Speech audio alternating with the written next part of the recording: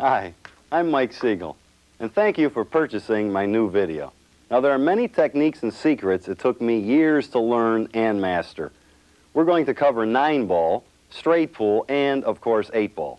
Now, in the next 2 hours, I'm going to show you how to play like a champion. So, why don't we get into it, and let's start with the 9-ball first.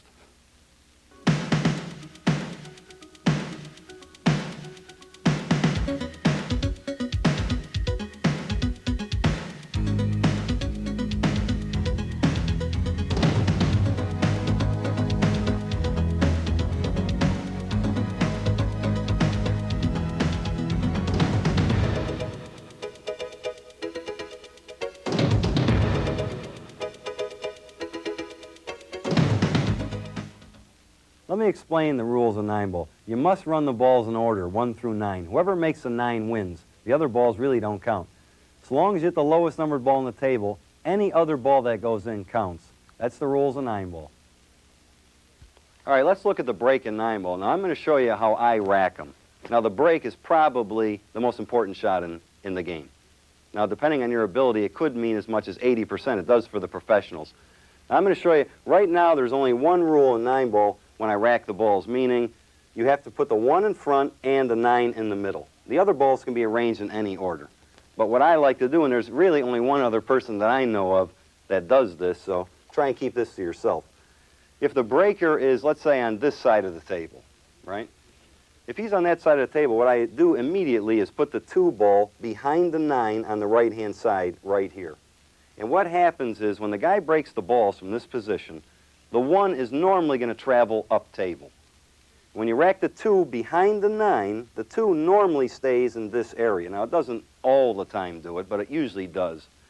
So what this does is it separates the 1 and 2, making it real tough to play position. If the 1's up table and the 2's down here, he's got to play the 1, come around the table with all the balls. He may get tied up, may get snookered, so that makes it difficult. And what makes it even more difficult is when I put the 2 in this position, I always put the 3 behind the 1 on the same side. And the reason for this is that the 3 will normally go up table along with the 1 ball.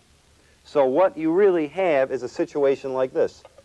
A guy may break the balls, right? And all of a sudden he has the 1, let's say the 1 is somewhere in this area. The 3 may be, let's say, here, and the 2 is down here. And all the other balls are kind of separated around the table. So therefore, even if the guy was in a position here, he'd have to play the 1, come all the way down, play the 2, then go all the way back up for the 3. It'd be a lot easier. Let's say the guy broke the balls and you arrange them in any order. Let's say the 1 was here, 2 was here, and let's say a 3 was here. Now look how simple that looks. He doesn't have to really go anywhere to play the 1, 2, and 3. And once he gets to the 4, he's probably going to run out if he's a good player. So keep that in mind. You always have to remember how to separate the balls. Now, if the breaker, let's say the breaker is on the other side of the table. Let's put the cue ball up here. Okay, if the breaker is anywhere on this side of the table, now I arrange the balls a little bit different. Okay? This time we get the same effect. I'm going to try and keep the 3 this time on this side of the table and the 2 on this side of the table, getting the same result. Now, there's only one exception to this rule, and it's very simple. A lot of times what happens is, no matter what side of the table a guy's breaking from, let's say the guy's breaking close to the side rail. That's become a real popular break all of a sudden. A lot of times when you break close to this rail or, say, the other rail, the 1 ball, let's say in this position, has a chance to go in this side pocket. Now, if the 1 continuously goes in the side pocket, what you'd like to do then is take the balls and put the 2 ball where the 3 would be. This is the only time you change this rule. And what happens now is, let's say the guy breaks the balls and the 1 goes in the side pocket. Well, now the 2 is going to hit somewhere in this area and usually finish up table. So therefore, this actually won a tournament for me one time. A guy was making a ball on the break. He broke, he kept making a 1 on the side, and I kept leaving the 2 down here, and the cue ball kept staying in this area, and therefore he was getting an easy shot on the 2, and I couldn't figure it out. And eventually, when I put the 2 up in the front, he'd break, make the 1 on the side. The cue ball would stay somewhere in this area, usually when it does on that side of the table, and the 2 kept going way up table. And therefore, he wasn't getting a shot, and I wound up winning the tournament. So always remember how to rack the balls. I'm going to show you what happens when you break, where the balls go. But before I do that, there's one other very important thing, and I hope you don't tell your friends about these little techniques I'm showing you. See, and what happens if your opponent knows exactly what I just told you? It's very doubtful, but what happens if he does? See, so if you have your position, let's say your cue ball position in this area, your opponent sees already you're going to break from this side. He's all be trying to adjust the rack or do something to you. Same thing if the cue ball is, let's say, on this side of the table. So what I normally do when my opponent is racking the balls up, I usually put the cue ball in what I call nowhere's land. So that means that I could put it here, put it there, and I act like I'm, let's say, chalking my stick or just kind of looking off to the crowd or whatever while he's racking the balls up. So it won't tip him off to where exactly I'm going to be breaking from. So that's a very important point. Just remember that. Now, I normally break, let's say, from this position. I try and put the cue ball, let's say, halfway between the spot and the rail. Now, if I hit the balls good and make a ball in the break, I'll stay there. If I don't make a ball in the break, I'll normally start moving a little closer to the rail. Now, what happens is when you break in this position, the one is probably going to be going towards this corner pocket, and that's what I'm actually playing position on. The closer I get to the side rail, the better chances I have of, let's say, making the one now closer to even possibly in the side pocket, and I also have a much better chance of making the three, in this case the corner ball, in that corner pocket, but I'm going to lose the cue ball control. So you have to, it's kind of half a dozen the other. The closer you get to the rail, your chances of making a ball in the break improve, but then again you may not get a shot. It's the same thing on this side of the table. If I break from here, normally halfway about in between the spot and the rail, normally the one is going to go, let's say, towards this corner pocket. And if I hit him good, the cue ball is hopefully going to stay in the center of the table and have an easy shot if I make a ball. If I don't make a ball in the break, I'll start moving closer to the rail. And like I said before, the closer I move to the rail, the better chances you have of either making the one, in this case, in this side pocket, or the corner ball over here. So you kind of have to get an idea of what's going on as you break the balls and see kind of what's happening to get your best results. Now, a lot of times what happens, especially in tournaments, if I come up to a table, strange table, let's say we have 4 or 5 tournament tables in a row, every one could have a different characteristic. So what I try and do is immediately, when I see a table that's got, let's say, marks in this area, or maybe in this area, wherever they are, the people that have played before in other matches, they must have been getting good results from there. Obviously, they would be breaking from a different spot. So when I come up to a strange table, if I see a big white area right here, that means after you break, you keep breaking, the table wears, and you actually see marks there, I immediately go to that spot. Because a lot of times the table, after they rack the balls, whatever, the table will just be set where balls are going in. If you see matches on TV a lot of times, you'll notice that the players keep making the same balls over and over again because they get used to the tables. So remember where to position the cue ball, and I'm sure your break will improve. Now I'm going to show you exactly how I do it. Now the most important thing to remember, and I can't stress this enough, is you must hit the one solid. Meaning that, let's imagine a line through the object ball, in this case the one, and the cue ball.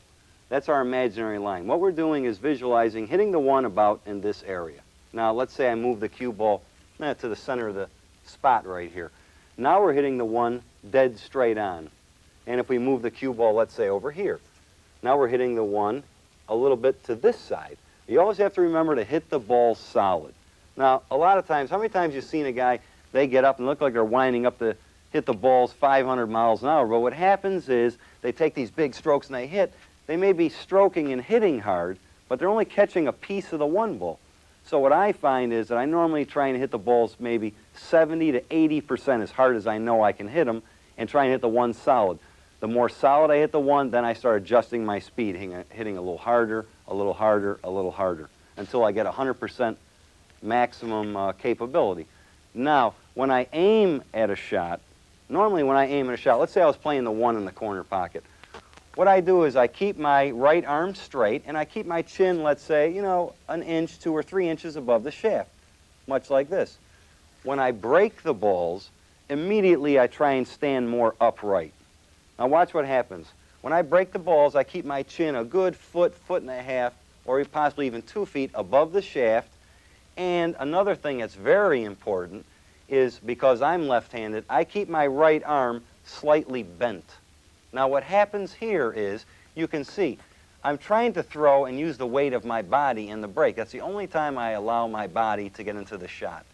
I actually try and rock or shift my weight slightly to get as much power as I possibly can. And when I keep my arm a little bent, it allows my body to move back and forth. Now, let's look at that from the side view. Now, watch this. Okay, let's say we put the cue ball about right here.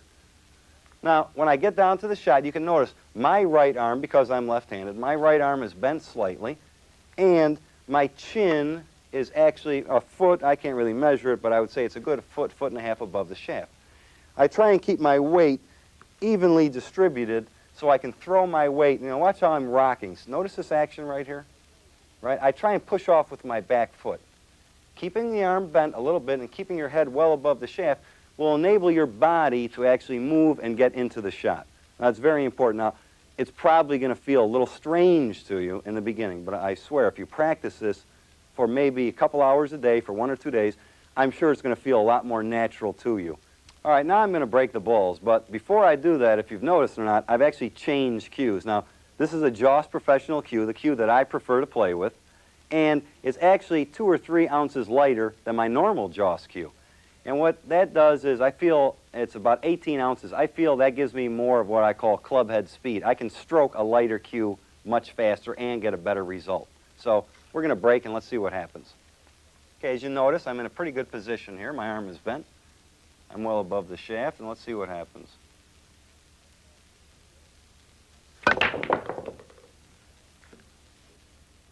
Now, that was a pretty good break for me. Now, I broke the balls. I hit them solid. The one is pretty much what I call in the center of the table.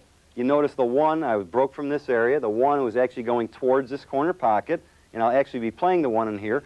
The 2, again, is down table in this area, and the 3 is closer to this section. So actually, everything that I've showed you before on that one particular break worked. So let's try another break.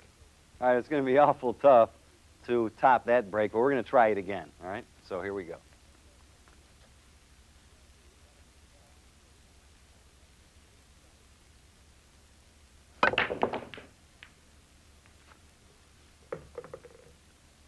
Now, there's an example of what happens when you lose the cue ball.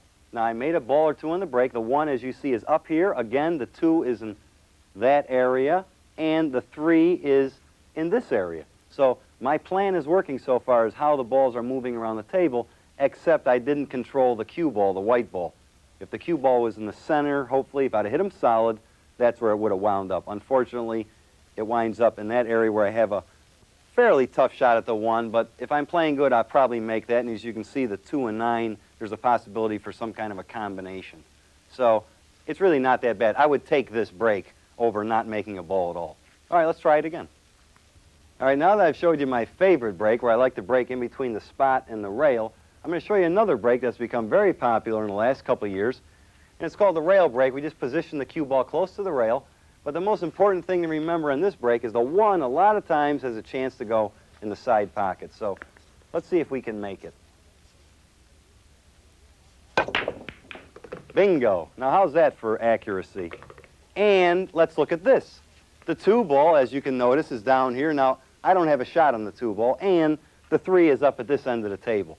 So remember, if you keep practicing how to position the balls and how to break, I'm sure you're going to find something that's very suitable and works good for you. So keep practicing.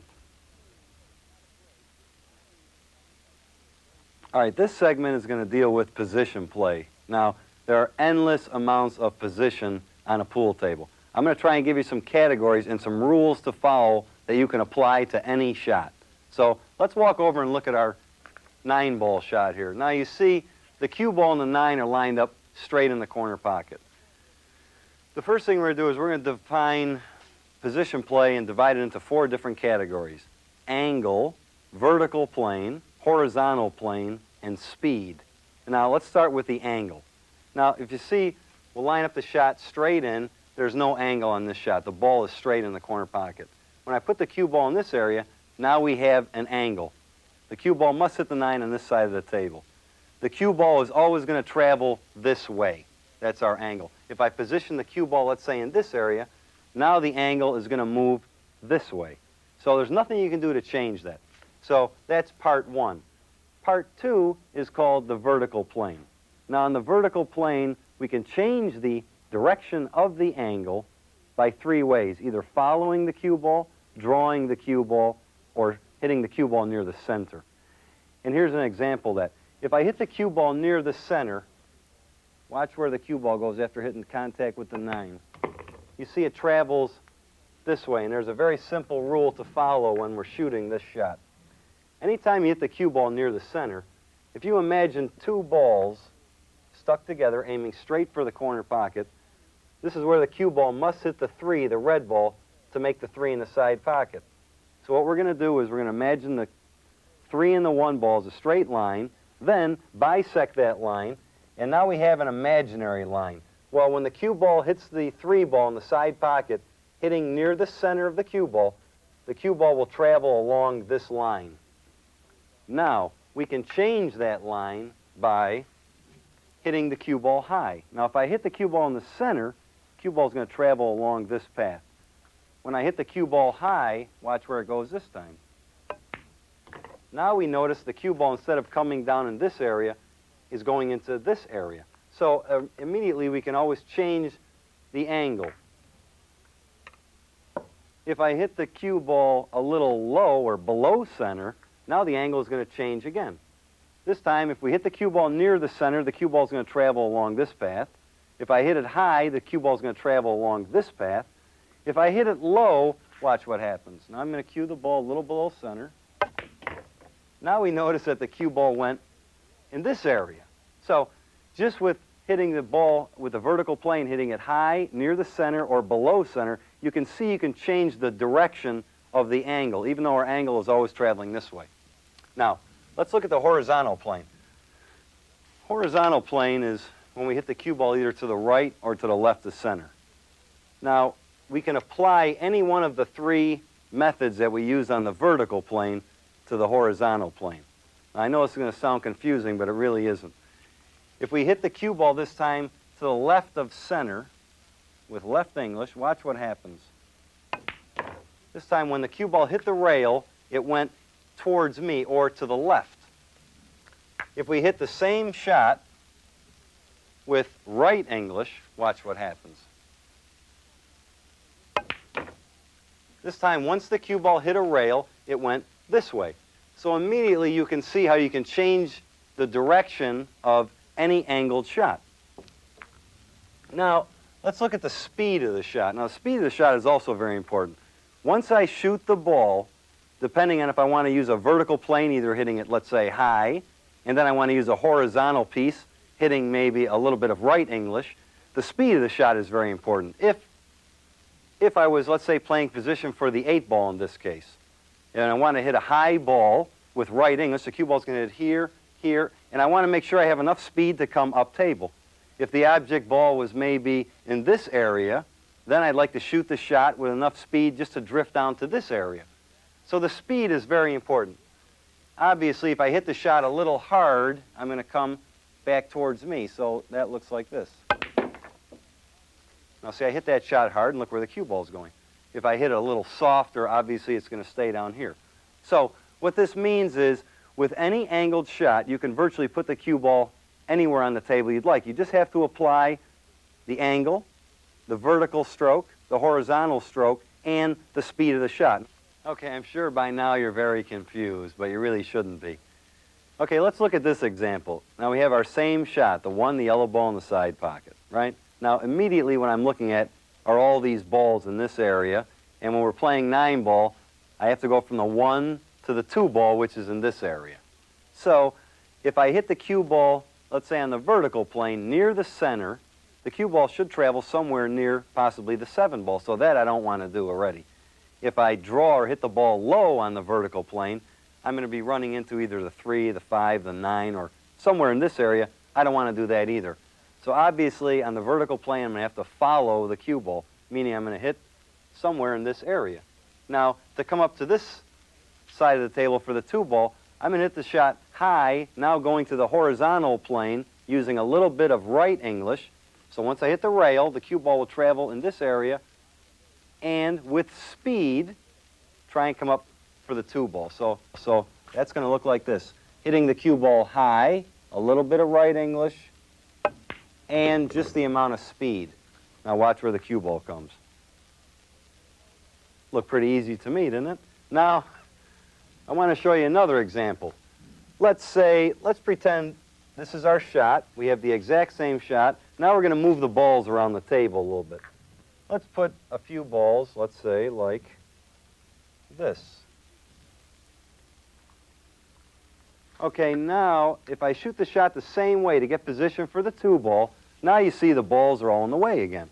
So, thinking if I go back to the vertical plane, if I hit the cue ball high, the cue ball obviously is going to hit somewhere around the 9 or the 3. I can't get position. If I hit the cue ball near the center on the vertical plane, I still may hit either the 7 or possibly the 5 ball. But I know if I hit it low on the vertical plane, this time the cue ball is going to travel probably in this area. Now, once I hit the rail, I want to make sure that I go to the horizontal plane using a little bit of left English. This time, once I hit the rail, the cue ball is going to hit here, hit about here, and then with speed come up to the table for the 2 ball. So that's going to look something like this. Hitting low, left English. Okay, now look how nice I hit this shot. It's going, it's going, it's going. Whoa. But you can see now, what I did was I used the vertical plane, hit low, then I used the horizontal plane, a little bit of left English. Cue ball hit and came out exactly perfect. I got the same result hitting the shot high with right English on our first shot, and then I hit it low with left English on our second shot. Now I'm going to show you a couple more examples. All right, let's look at this example. Now this time we have the 1 hanging by the side pocket, and the 2, our position ball, is up here. Now, obviously, if the cue ball was, let's say, in this area, I could just hit the 1 in the side pocket, and the cue ball would naturally follow up for the 2. But in this case, we're going to hit this shot with a little bit of high left English, catching the rail about here, and going 3 cushions around the table with enough speed to come up for the 2 ball. So that would look like this, hitting high left. And as you can see, it's perfect position for the 2 ball. You see where the speed is very important. Now, let's make another example. Let's say the balls were, say, similar. Let's say that was the 1 ball. And let's say here's our same shot. Now, let's say there was a ball maybe over here, and say something along like this. Now, in this case, I already know that if I play this ball with high left English, the cue ball is going to hit here and naturally go 3 cushions. But I'm concerned about this ball and this ball. So just to give you an idea what you can do with any shot, this time instead of playing the ball with high left English to go around the table, this time we're going to hit it with high right English. Now watch what happens. Same shot, hitting it with high right English. Now, see the difference there? I totally eliminated this side of the table, had the same shot, but applying the horizontal right English, I totally changed the angle of the ball. And I'm even going to give you a couple more demonstrations of this. Let's look at another example of position play. Now, you see in this situation, the 1 ball is near the corner pocket, and I have a pretty good shot, and the 2 ball, my position ball, is in this area. Now, if I could actually pick the cue ball up and put it anywhere on the table I'd like, I'd prefer to put it right in this area. And the reason for that is when I play the 1 with a little bit of low left English, the cue ball is going to hit the cushion there, hit it about here, and float into an area where there's no balls, where I really can't get safe or tied up. So let's see what that looks like.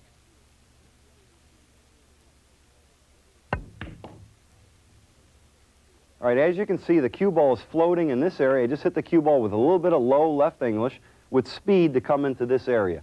Now that turned out really good for a nice easy shot in the 2 ball. Now let's look at another example. Let's say that the 1 is in the exact same spot. Here it is. But what we're going to try and do is, let's move these balls around. Let's say we put the balls in this area. Now all of a sudden, if I shoot the shot the exact same way I just did, I may have a problem with these balls. And it really helps when you're playing on a good table and know where the cue ball is going, much like this Peter Vitale Sterling table. It's one of the best playing tables on the market today. So if we want to play position on this 2 ball, and the balls now are in an area where I don't want to float into, we have to look to put the cue ball in an area where the table's open, in this area. So that's going to determine where I play position on the next ball. This time we'll play the one in the corner pocket, hitting a little bit of low right English, catch the rail, and float into the area where there's no problems.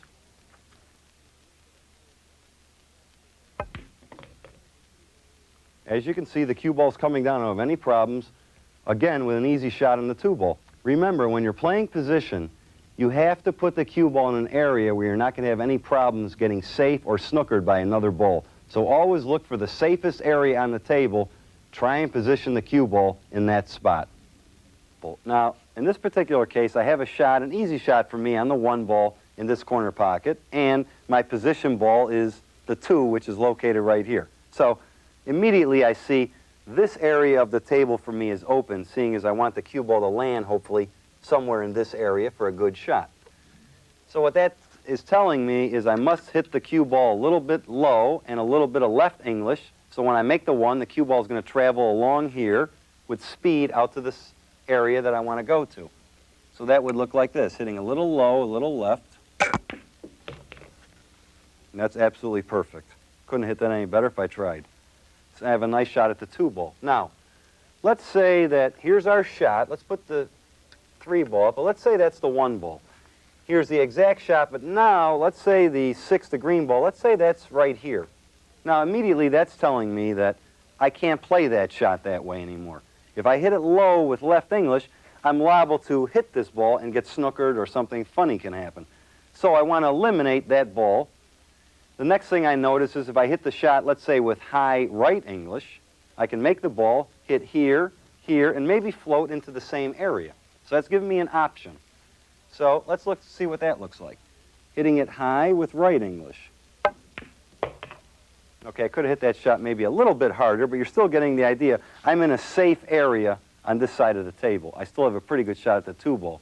So you have to remember, every time you get a shot that has an angle, you have to be able to apply your knowledge of the angle, the vertical, the horizontal, and the speed all at once to figure out where you want to position the cue ball. Now I'm going to show you a couple more examples. Let's look at a situation like this. Now, I have an easy shot on the one ball in the corner pocket. I would probably like to shoot this shot hitting it a little low with right English. Cue ball would hit about here and come up this way, but the three is what I'm called flirting with the three ball. The three may be in my way.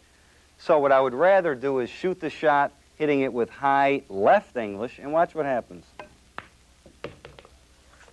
Now notice I got pretty good position on the two ball for this corner pocket. Now, let's say the three is over here. And let's say here's the one ball and the cue ball is like this. Let's pretend this is the one ball, the same shot I just had, except now the three is over here. So now if I just shoot the shot exactly the way I did before, obviously I might hit the three, or I'm flirting with the three ball. This time we'll hit the shot a little low and a little bit to the right. And we come up this way for the two ball in this corner pocket. So, like I said, there's endless amounts of ways you can play even the simplest shot. What you have to try to do is apply each particular stroke to that shot and figure out the best way for you to play position. All right, again, I hope you're not too confused, but I'm sure by now you're doing pretty good. Now, let's look at a situation like this. Now, here's a shot, an easy shot on the one ball. You have the cue ball here, the one here. We're going to play the one in the corner, and our position shot, again, is the two ball. So I see that the five is the only ball that's in my way that has a possibility of either snookering me or I'm flirting with the five ball. So that I can eliminate right away by just following the ball. So I'm just going to hit the ball high using the vertical plane with speed to come down towards the two. Now, I could hit that maybe a little harder and wound up over here, but it doesn't bother me. Just so long as I didn't get snookered or flirted with the five ball. Now, let's set up the same shot. Okay, here's our shot. Now, I hit that with the vertical high stroke. Let's say the five was right here. Now, if I shoot the shot the same way as I did before, there is a possibility I may hit the five. I don't want to do that. So this time we're going to hit the ball a little below center, causing the cue ball now to travel this way with a touch of right English. Now watch what happens. Hitting the shot low, playing position for our two ball again. Now, as you notice, the cue ball did come where the 5 was originally, and we have a nice shot at the 2 ball. Now, that's the way I prefer to shoot all the shots, going the natural angle. But again, I had a shot that I changed the angle twice by either using the vertical or the horizontal or a combination of both. So again, what you have to train yourself to do is see how you want to play the shot and then apply that particular stroke to that shot. All right, now I'm going to show you what I call an easy rack. Now, a lot of these racks come up, and many times there's really no mystery to how to run them out. Now, let's say we have a shot at the 1 ball in the corner pocket. Now, I could play the 1, hitting it a little low, and then getting maybe an easy shot in the 2, and let's say we can play that and just draw the ball back a little bit. And, of course, we really want to try and get an angle for the 3 ball to come over here for the 4. But as you can see, the 1, 2, and 3 were pretty easy, and if I position the cue ball somewhere in this area, I can play the 4 in this corner pocket, pretty much stay in that area. The 5 kind of goes in the side. Then I stay in this area. The 6 kind of goes in here. So a lot of racks are pretty much self-explanatory if you kind of look the table over. What we want to try and key on is the situations that are difficult and how to change angles on shots that don't lay too good. So like I said, in a rack like this is really not as crucial. So when you do get those real tough runouts, you have to apply what I've just taught you on those particular shots, and hopefully that's going to improve your game a lot. Let's look at the strategy of the game. Now, of course, obviously the strategy of this game is to make the 9 in the break and win, right?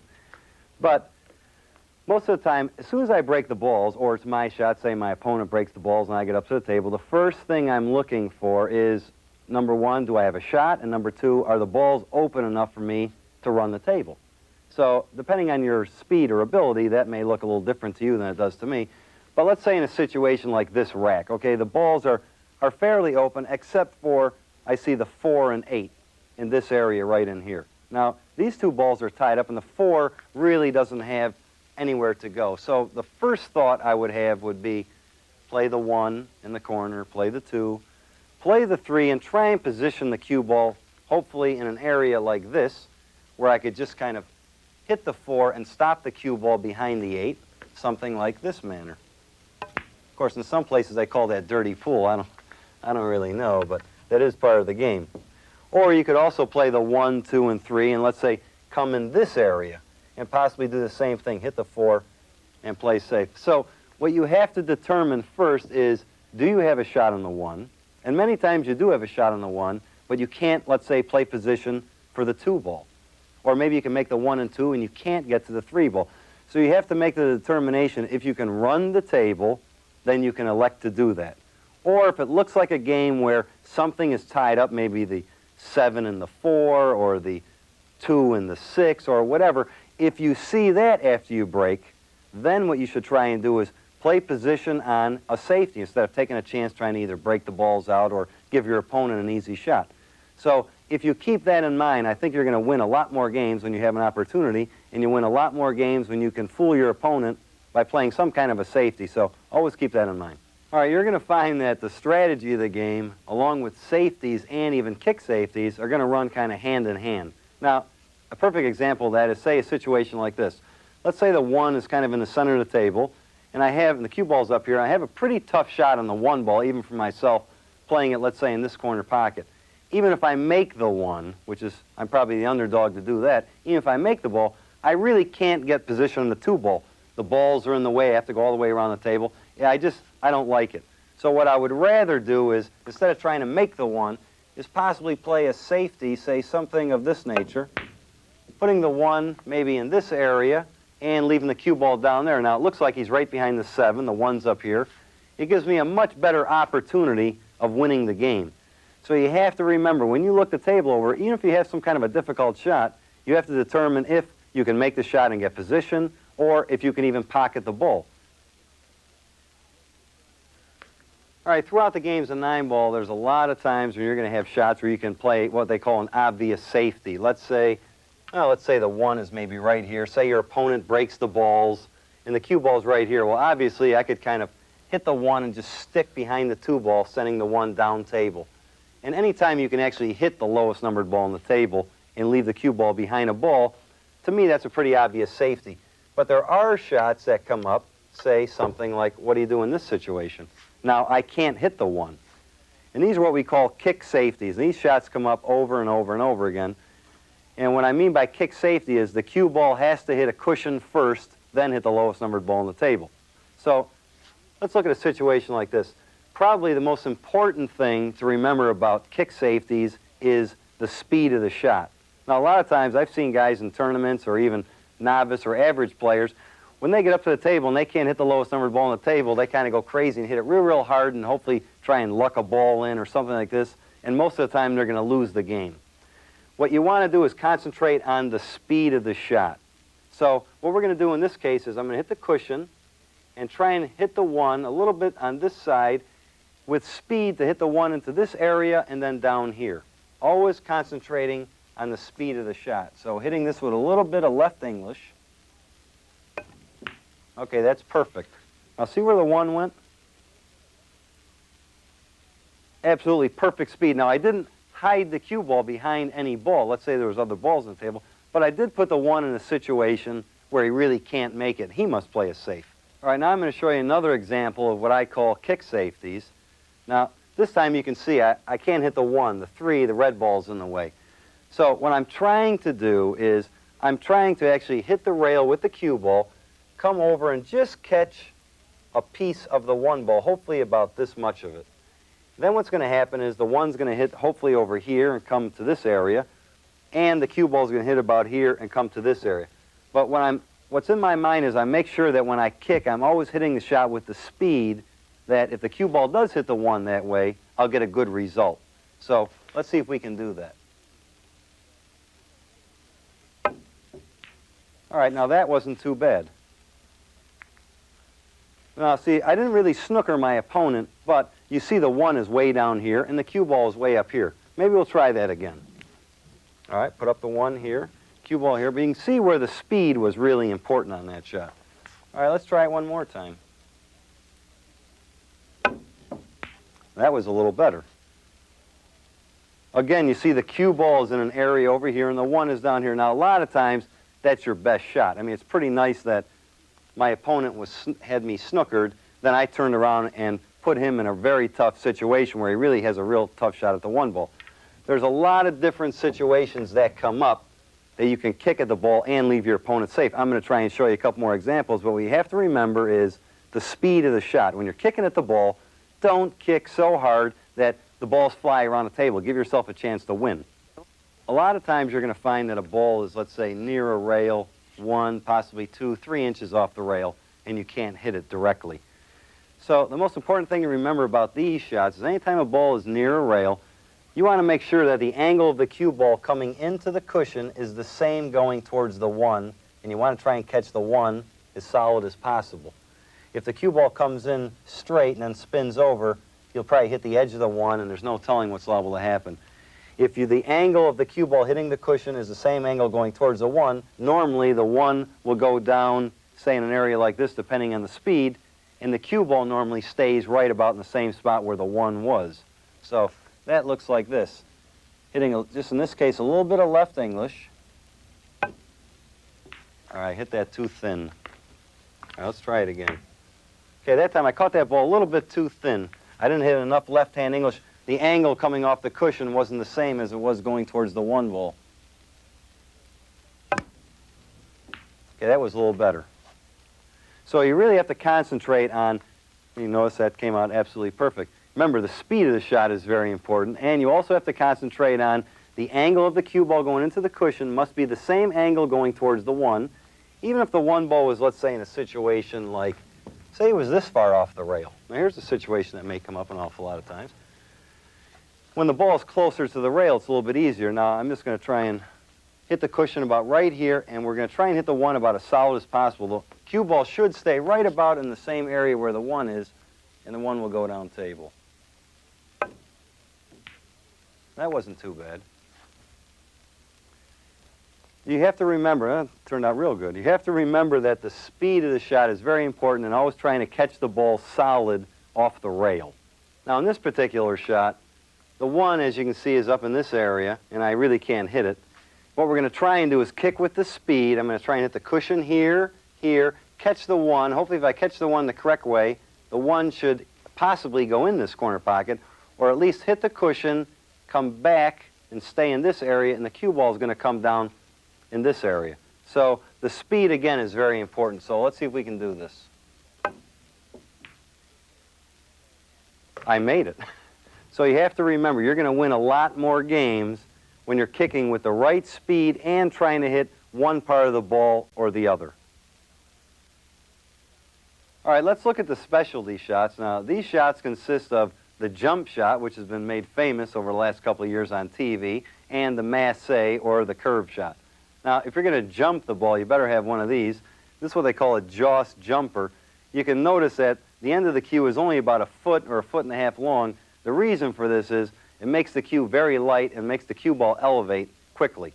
And it's also easy to maneuver. So let's see what this looks like. Okay, the way to execute this shot is you want to elevate your cue stick about 45 degrees, and you want to hit about 20 to 25% of the cue ball. You don't want to hit the cue ball in this area, and yet you don't want to hit the cue ball in this area. You want to hit about 20 to 25%, hit the shot hard, and follow through. All right, normally when I shoot the jump shot, I like to see the cue ball about, a foot or a foot and a half away from the object ball. If the cue ball is, let's say, in this area, it's very, very tough, if not impossible, to jump over the one ball. If the cue ball is back, let's say, this far away, it's still very, very difficult because you're so far away. So again, try and, when you shoot this shot, try and make sure the cue ball is, about a foot, foot and a half away. So let's see if we can jump over the one and pocket the two ball. Now, if you practice this shot, especially with a Joss jumper, you should have no problem in jumping over object balls to pocket a ball. All right, now we're going to look at the masse or the curve shot. Now, this shot comes up an awful lot of 9-ball because many times you can't hit the lowest numbered ball on the table. You might be able to catch a piece of it, or you may have to just curve the cue ball a little bit.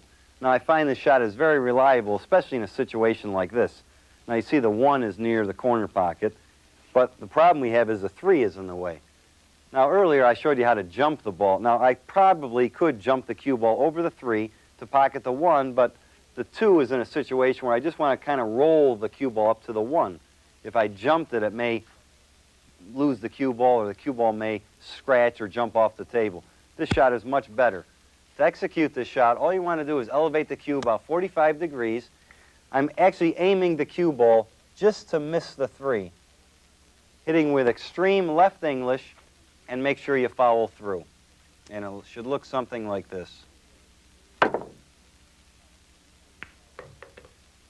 right, what you want to remember is elevate your cue about 45 degrees, hit with extreme left English in that situation, and you have to remember you don't want to hit the shot extremely hard. The harder you hit the shot, the less the cue ball has time to curve back. So you have to experiment with that. If you practice this shot, I'm sure it's going to come in very handy in games of 9-ball. All right, now let's see if we can break and run out a rack. You see I have my cue ball in my favorite position, and the 3 and the 2 are racked accordingly. So all we're going to do is hit the cue ball in the center, and let's see what happens.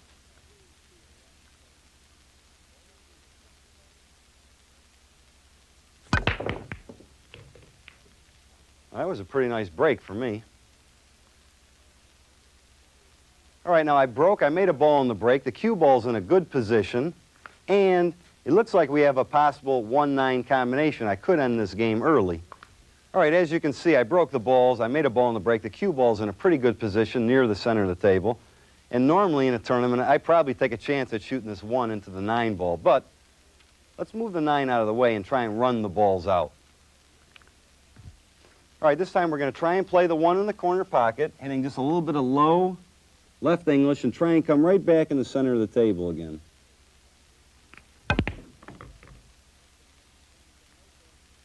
All right, that's pretty good. Now we're going to play the 2 ball in the corner pocket. It has just enough room to get by the 5. Hit the rail and try and get out, again, somewhere near the center of the table, because you see the 3 is hanging right in the pocket.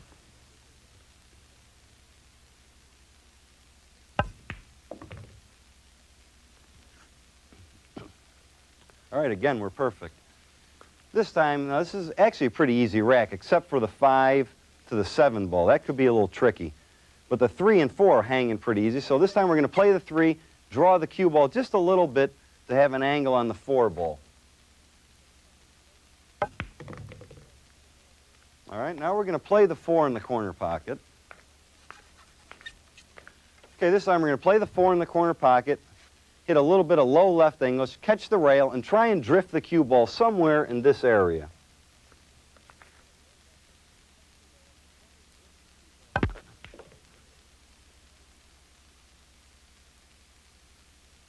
All right, that turned out nice. All right, this time we're going to play the 5. Now, I really have to be concerned here about drawing the ball. I really would have preferred to have a little angle. I probably would have liked to have been right about here, played the 5, and maybe drawn closer to this area, because the 9 is over here. That's where the cue ball may wind up. So we're going to try and play the 5 and draw the cue ball and hopefully land somewhere in this area.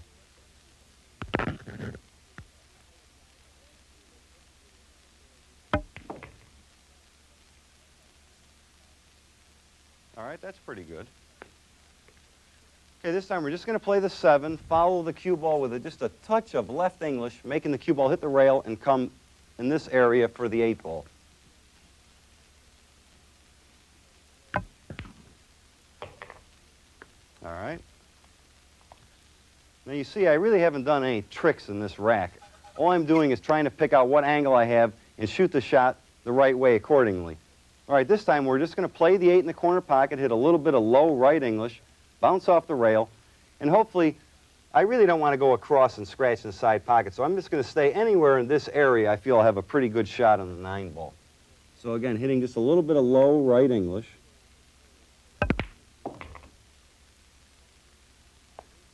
And let's shoot at the 9. Now hopefully we can make this one.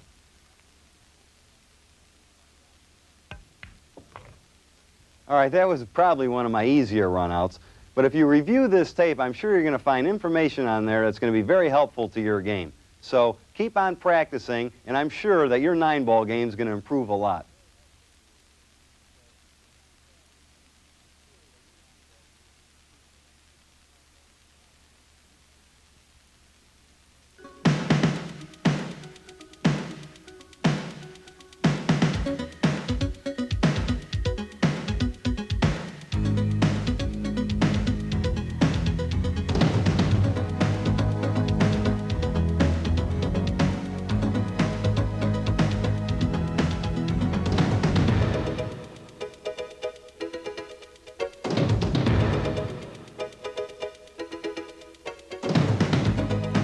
I'm going to show you how to play some straight pool. Now, straight pool is related a lot to 8-ball and 9-ball. You can use a lot of different techniques in this game for any of the other games. Straight pool is by far the best game to learn because it teaches you basic strategy, how to play the right position.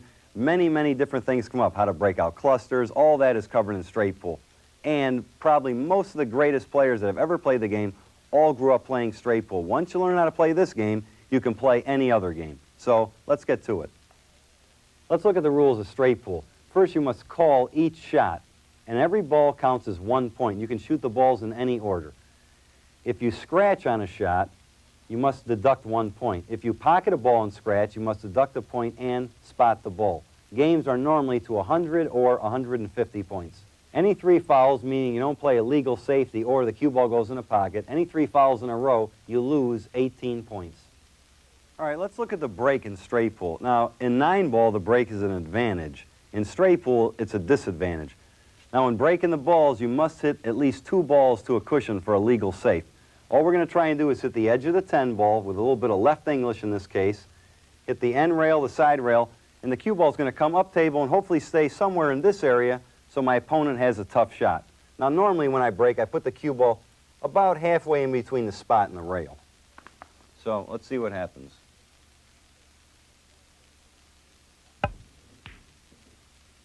All right, this looks like a pretty good break. You can see I have the speed to come up to the rail and almost freeze.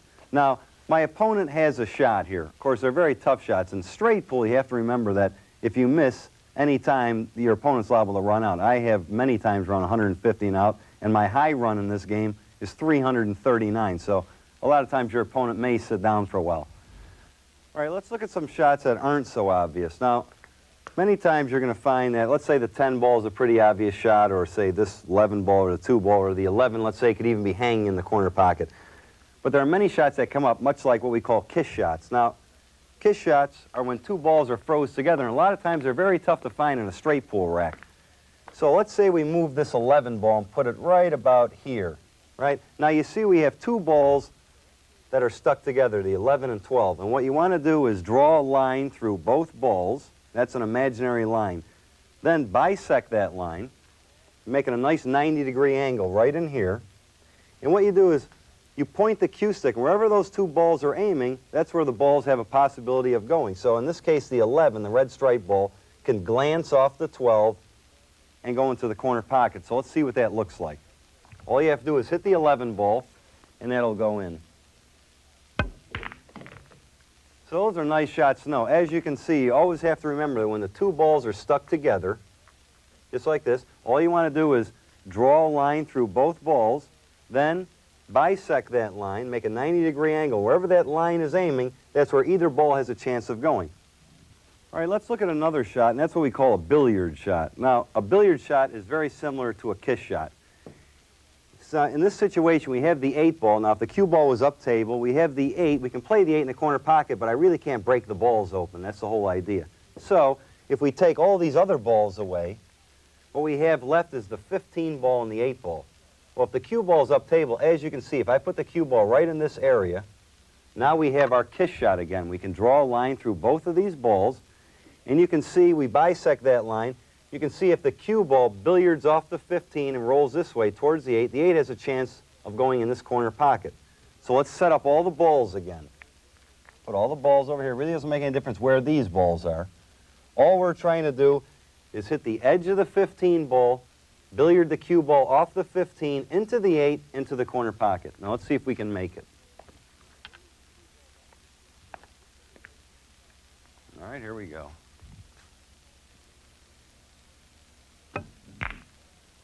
All right, that's a great shot to know right there. You can see also when I broke the balls, I had a little shot. A lot of times you're going to find is there's going to be a ball near the pile. It may be a little low, maybe a little low from the stack, meaning that if I shoot the shot in, the cue ball is really not going to touch the pile. So remember, if there is a ball that sticks out, it looks like it's too low or away from the pile, see if you can play a billiard shot off the closest ball. That shot may come up many, many times and can improve your game.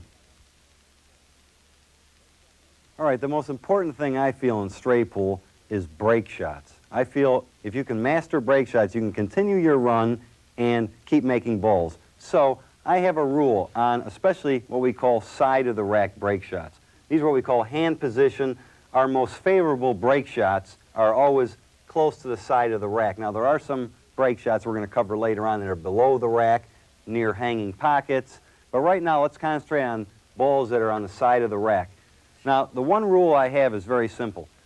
If the object ball and the cue ball, let's imagine a straight line through both balls, right? If our cue ball is positioned to the left, in this case, of the object ball, or it's a little straighter, let's say that's dead straight in, let's put a little bit of an angle. Anytime the cue ball is a little bit to the left of this line, then we always draw the cue ball.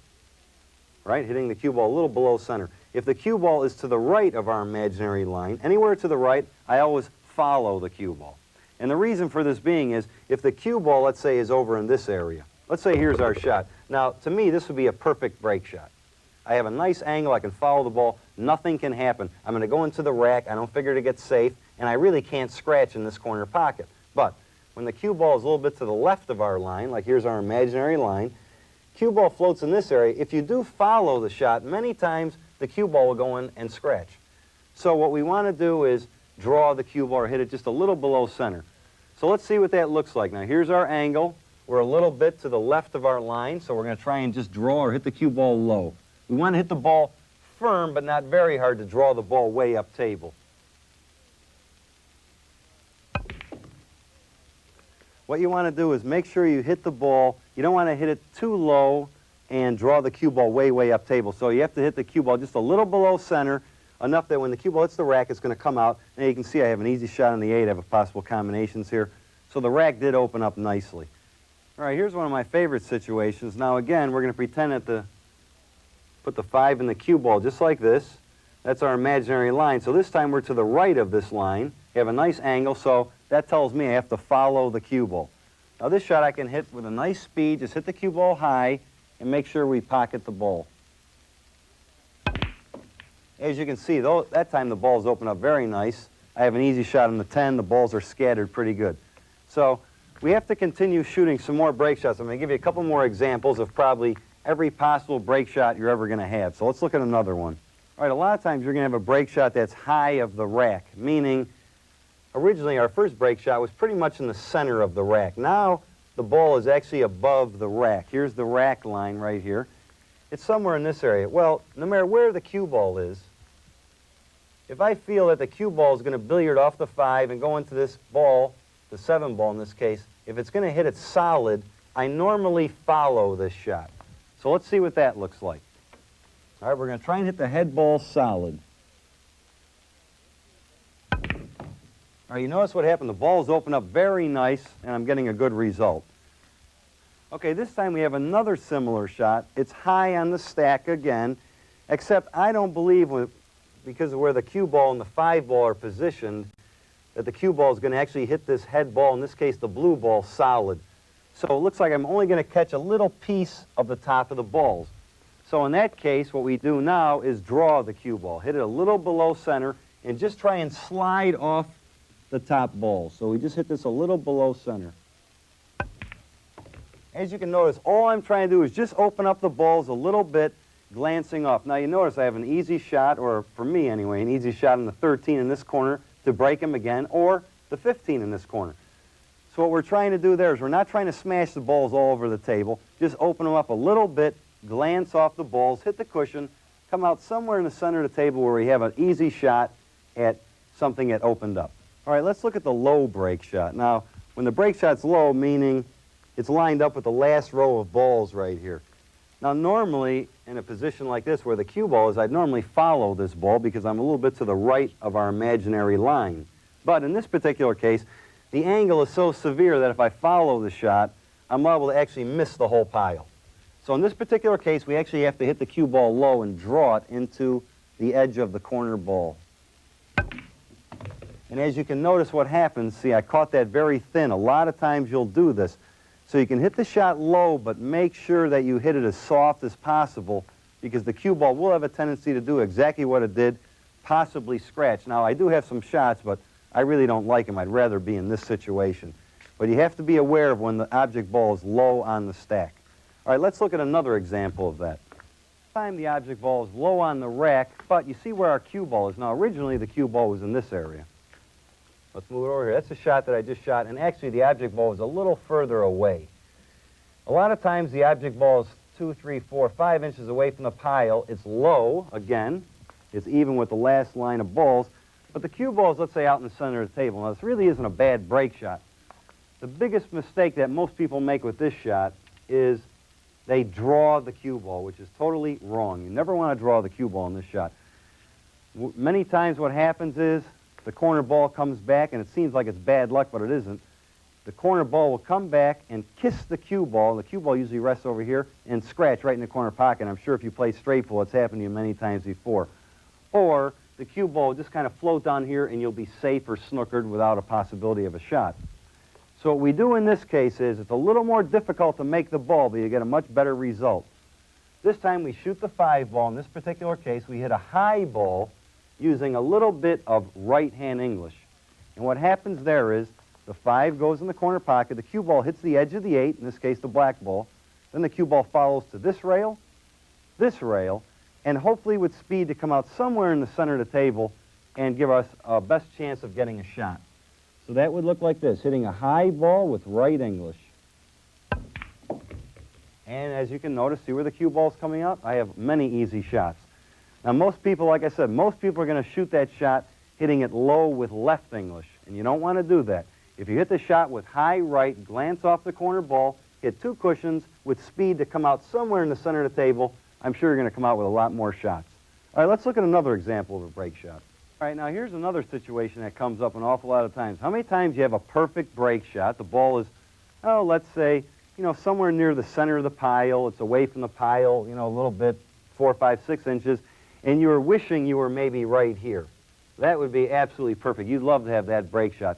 But unfortunately, we can't always put the cue ball where we'd like it. So let's say we wind up a little straighter than we would like. Now, in this particular shot, the ball is aiming straight in the corner pocket, but I have just a little fraction of an angle. It's aiming straight, but just for the lip right here. And what we do on this shot is, all we're trying to do is just kick out 1 or 2 balls. And how we accomplish this is, now we elevate our cue slightly, and we hit near the center of the cue ball. And what this is going to do is create a bounce. Once I hit the 5 ball, the cue ball is actually going to bounce with just a slight angle to drift into these 2 balls right in the corner. And hopefully either the 9, the yellow stripe ball, or the 3 ball will give me a shot in this corner pocket. Now, a lot of times if I hit this shot too hard, I may scratch. This is one of the tricky ones. All I want to do is pocket the 5 in the corner. Cue ball just drifts into the 9 and 3 and 12, and the cue ball should land somewhere in this area, and hopefully I get a shot in this corner pocket. So let's see what that looks like. Elevate the cue a little bit, hit near the center, and all we're trying to do is just have the cue ball graze the 9 ball. Just like that. Okay, now I really didn't get a shot there, but that's about as good as I could do. Let's try it over again. Okay, now that was much better. Now there, see, I actually had a shot on the 3. I'm figuring I might get a shot on the 3 or the 9 ball. So I do have a shot. Of course, I'd really probably prefer to have the cue ball, let's say, right here, where I have an angle to break the balls open, but I do have a shot. I could have maybe played the 3, broken with the 4. There's a few balls that are open. You just always have to remember, elevate the cue, try and just bounce, and just play for 1 or 2 balls on the bottom rack. I'm sure you're going to come out with a shot. All right, let's look at behind the rack break shots. Now, we've covered pretty much the side break shots. Let's look at behind the rack. Normally, when I'm behind the rack, let's imagine our line through the object ball and the cue ball, our imaginary line. If I have more severe angle, I normally follow the ball, with the exception of hitting the end balls, which we're going to cover a little bit later on. So when the object ball is, let's say, somewhere either hitting the 2nd, 3rd, or possibly 4th ball looking from this way, I normally follow the ball when I have more angle. So that looks like this. Following it with a little bit of right English, trying to hit the pile, hit the cushion, and you have to be aware of hitting it too hard. You may scratch in this side pocket, which comes up a lot. So I'm just trying to hit the rack, go to the rail with right English to make us come out here and hopefully stay somewhere in this area. So let's see what happens. Hitting it high, right English. Okay, that was nice. Now you can see, oh, look at this. Here we go. Look, see what happens? If I'd hit that a little harder, I maybe would have scratched. So you have to be aware of the speed. You don't want to hit it too hard, because that angle comes off there many, many times, and it's cost me many a tournament scratching in this particular pocket. So, all right, let's look at another behind-the-rack break shot. Now, let's imagine our line through the cue ball and object ball. Now, normally, if the line is either straight or the cue ball is a little bit to this side, now in another break shot, we had a more severe angle. But if we're kind of straight with the object ball, or the cue ball is a little bit to this side, I normally follow this shot, but with left or inside English in this case. When we're in this situation, I normally follow with high right English, catching the rail, coming out over here. When the cue ball is about like this, now I hit the shot with high left English, and the reason for this is the angle of the 5 in the cue ball is only going to glance the edge of the balls. I'm going to hit the rail here, and hopefully I'm going to hit the rail here, hit it about here, hit it about here, and again with speed out to the center of the table. If I hit this shot with right English, many times I hit the rack, hit this cushion, and go directly back into the pile with no shot. So again, hitting with high left English, and watch what happens. As you can see, the cue ball glanced off the pile, hit the cushion here, here, here, and with speed to come out to the center of the table. So again, we have pretty easy shots, and we can continue our run. Let's look at some other behind-the-rack break shots.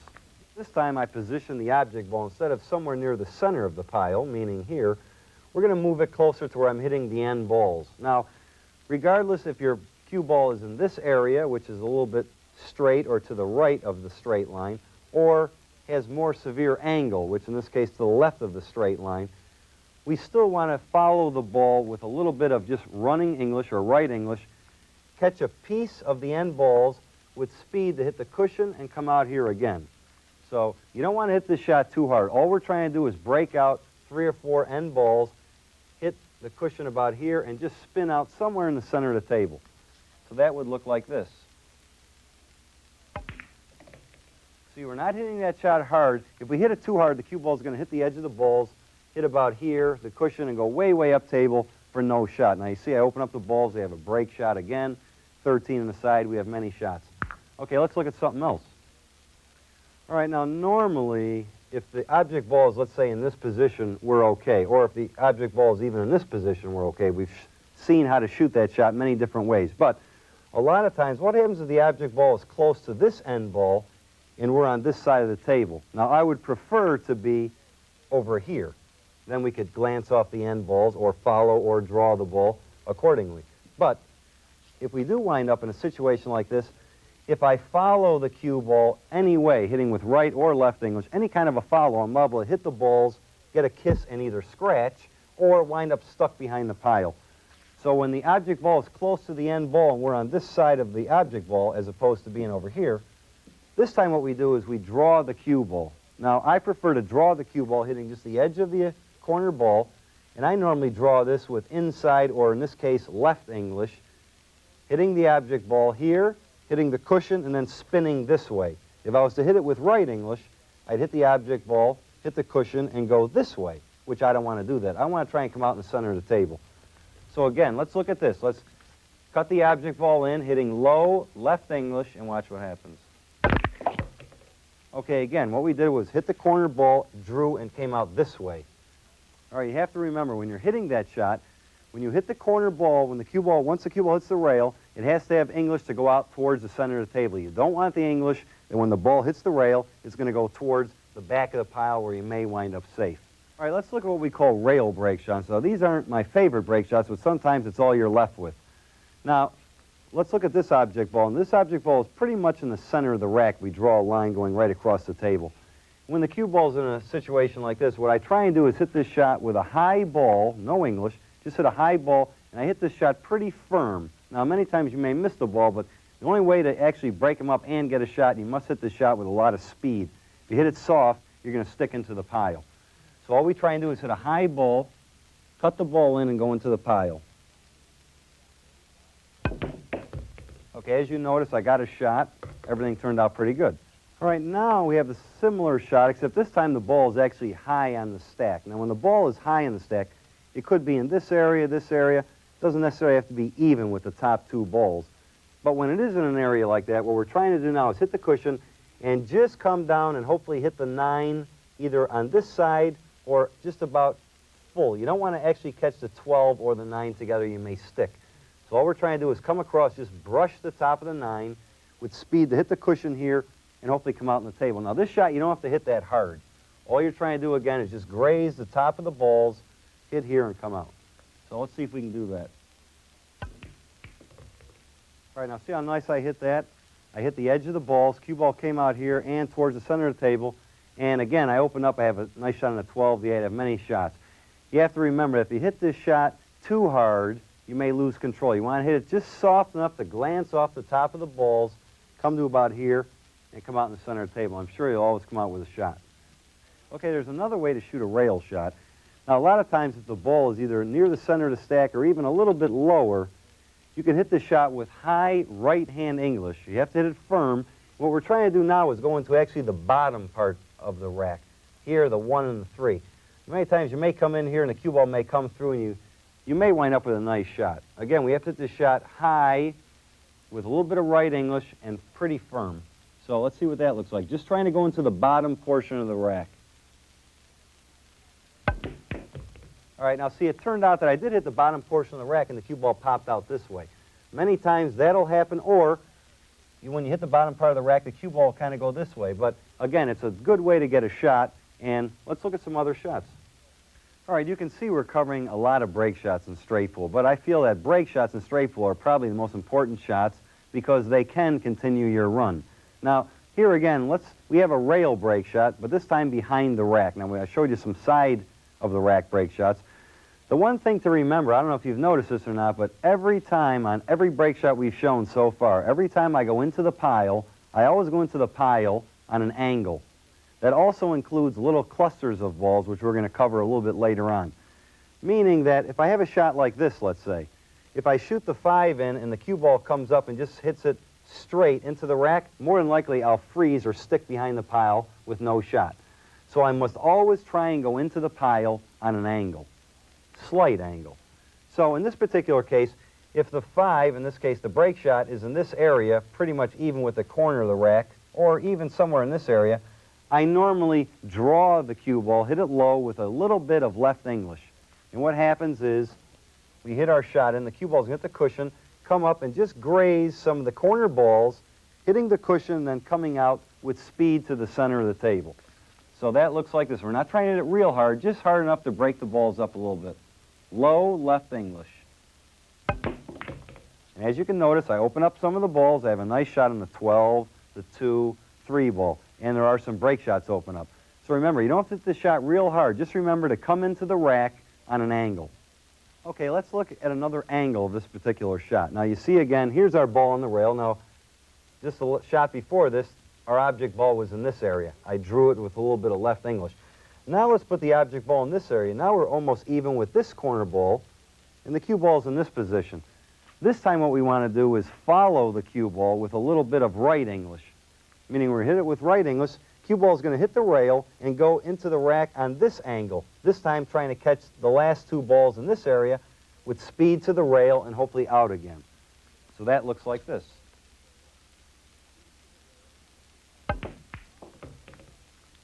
As you can notice, the cue ball hit the rack on a slight angle and drifted towards the side rail. Now, again, the speed is very important. If you hit that shot too hard, many times you'll hit the rail and come back into the pile. So all you want to do is float over here, and again, we have some shots, the 1, the 9. Just as long as we spread out the balls, that's mainly what we're trying to do. We're not trying to break the balls all over the table.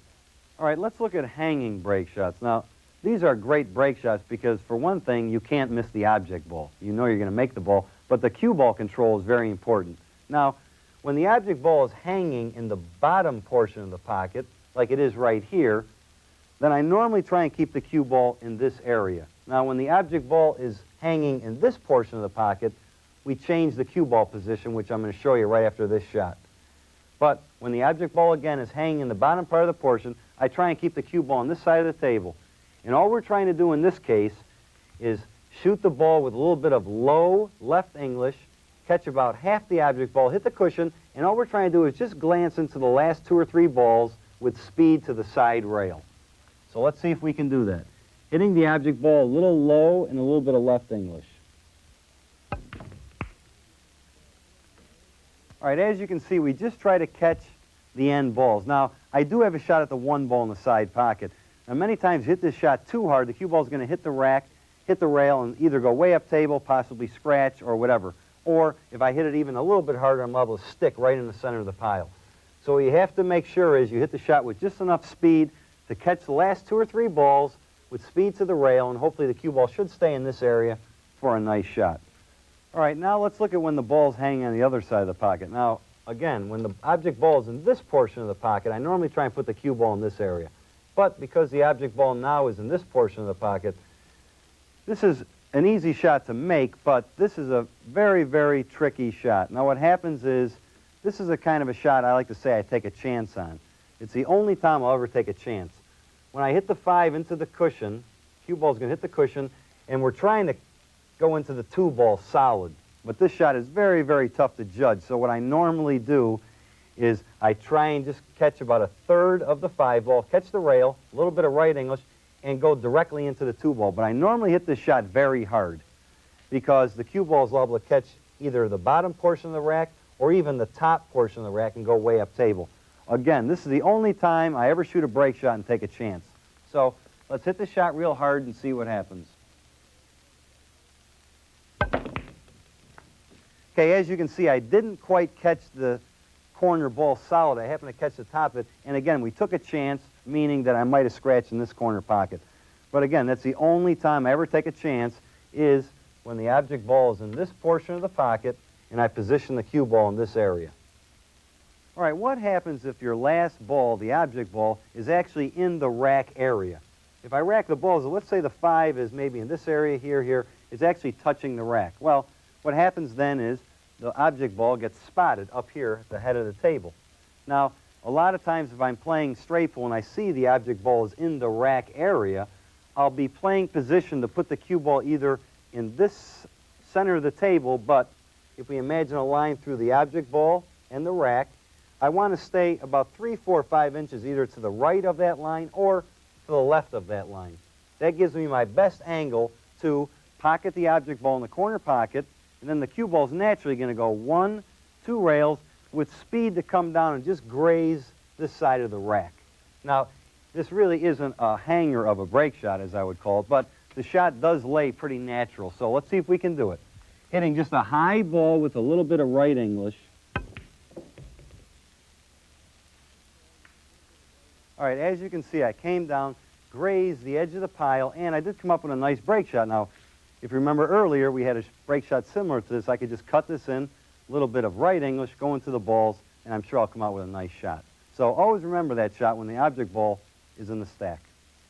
All right, now we've covered almost every break shot you'll probably ever shoot in a straight pool game. Now, let's look at what we call patterns. Now, there are endless and endless amounts of what we call patterns, how we pick the balls off in straight pool or 8-ball or any game. Let's look at an example like this. Now, here the cue ball, let's say I broke the balls up and I had a nice break shot and the balls are open like this. Now, I'm looking, maybe the 7-ball could possibly be a break shot for my next rack. I'm already thinking ahead. But how do I pick the balls off? I have many shots. I could play the 12 in the corner, 13 in here, the 8 in that pocket, the 14, 5 in the corner. There's many, many different shots. So what I try and do is I try and always float the cue ball or position the cue ball in an area where I have the best results. Meaning, if I shot a ball, I'd like to try and wind up in an area, say something like this, where I have my choice of either playing the 13, playing the 8, or playing the 14. But what's most important is that when I'm in this area, I try and pick off all these balls before I go to another area. Meaning I could play, let's say I played the 8, or I could play the 13, but I can play them anywhere. I may play the 13, let's say that goes in, now I'm right here. Now maybe I'll play the 14, maybe the 10 in this pocket, the 10 in that pocket, or I could draw back for maybe the 8. Just so long as when I'm done in this area, these balls are off the table. That's what I'm trying to accomplish. Then we'll float into another area. Let's say we come into here. Now, I have my choice of, let's say say in this area. I have my choice of possibly playing the 2, possibly the 1, possibly the 12, or possibly the 9 in this corner pocket. So again, the idea here is it's not necessarily cut in stone that I must play the 1, I must play the 9. All I want to do is, let's say if I pick to play the 9, I could play the 9, make it and stop. I could easily have a 12-ball shot in here. Or I could play the 1, follow down a little, play the 2 in the corner. Or I could stop here, play the 9 in the side.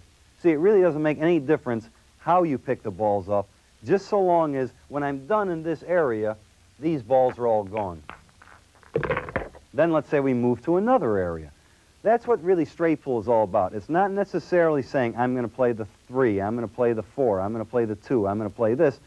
It means that when you come into an area, you want to make sure that that area is gone. The one thing you want to protect yourself against is, let's say, a situation like this. This is what you don't want to wind up with. Okay, here's our break shot. Here's the ball here, and let's say something along this nature, and say we're right here. Now see, this is exactly where you really don't want to wind up with. A ball near this rail, a ball near that rail. Here's our break shot, and we have a ball way up table, another one over here. You'd much rather want to finish off with something like this, where if our break shot was in that area, and say we have some balls left over, this is more or less what you want to concern yourself with. If this is our break shot, we want to stay in this area where we could either play the 6, we could play the 11, we could play the 4. It doesn't necessarily make any difference what you're doing. So always try and pick off the balls accordingly. All right, now a lot of times when you're playing the patterns, you'll come across an area where the balls are grouped together. Now when the balls are absolutely froze or stuck together, when there's 3 or more, those are a froze cluster. But a lot of times you have, in this case, here we have a cluster of balls, the 1, the 9, the 13, the 5. They're grouped together, but they're slightly apart. These are about a 1/4 inch apart, they're about 1 inch apart here, and a couple inches apart here. It's not necessary, really, to break these balls open, even though I could. I could position the cue ball here, let's say, shoot the 11, and the cue ball would drift up and break these balls open. But I don't have to do that. I can what we call pick the balls off. And what I mean by that is, let's say I'm in this situation. I can play the 1 in the corner, draw back, play the 2 in here, 14 in this pocket, then play the 13 in here, seeing as the 1 is gone, then 9 and 5 in this pocket. Now, it sounds complicated, but it really isn't. All you're doing is looking for the pattern. The key balls are these two right here. You know both of these balls go in this pocket, and you know this ball goes in this pocket, but the 1 is in the way. So, let's shoot this. Okay, now we're going to play the 1 and move the 1 out of the way. So we'll draw the cue ball a little bit. All right. Now we're going to play the 2 and follow a little bit for the 14. Just like this. Now you can easily see how this ball is opened up. If I play the 14, draw the cue ball and come off the rail and stay right in this area, I can pocket the 13 in this corner pocket, opening the 5 and 9. So that looks like this. All right.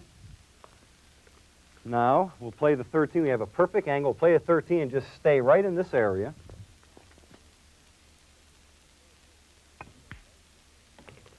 Slide over. Now we're going to play, we have our choice, the 5 or the 9.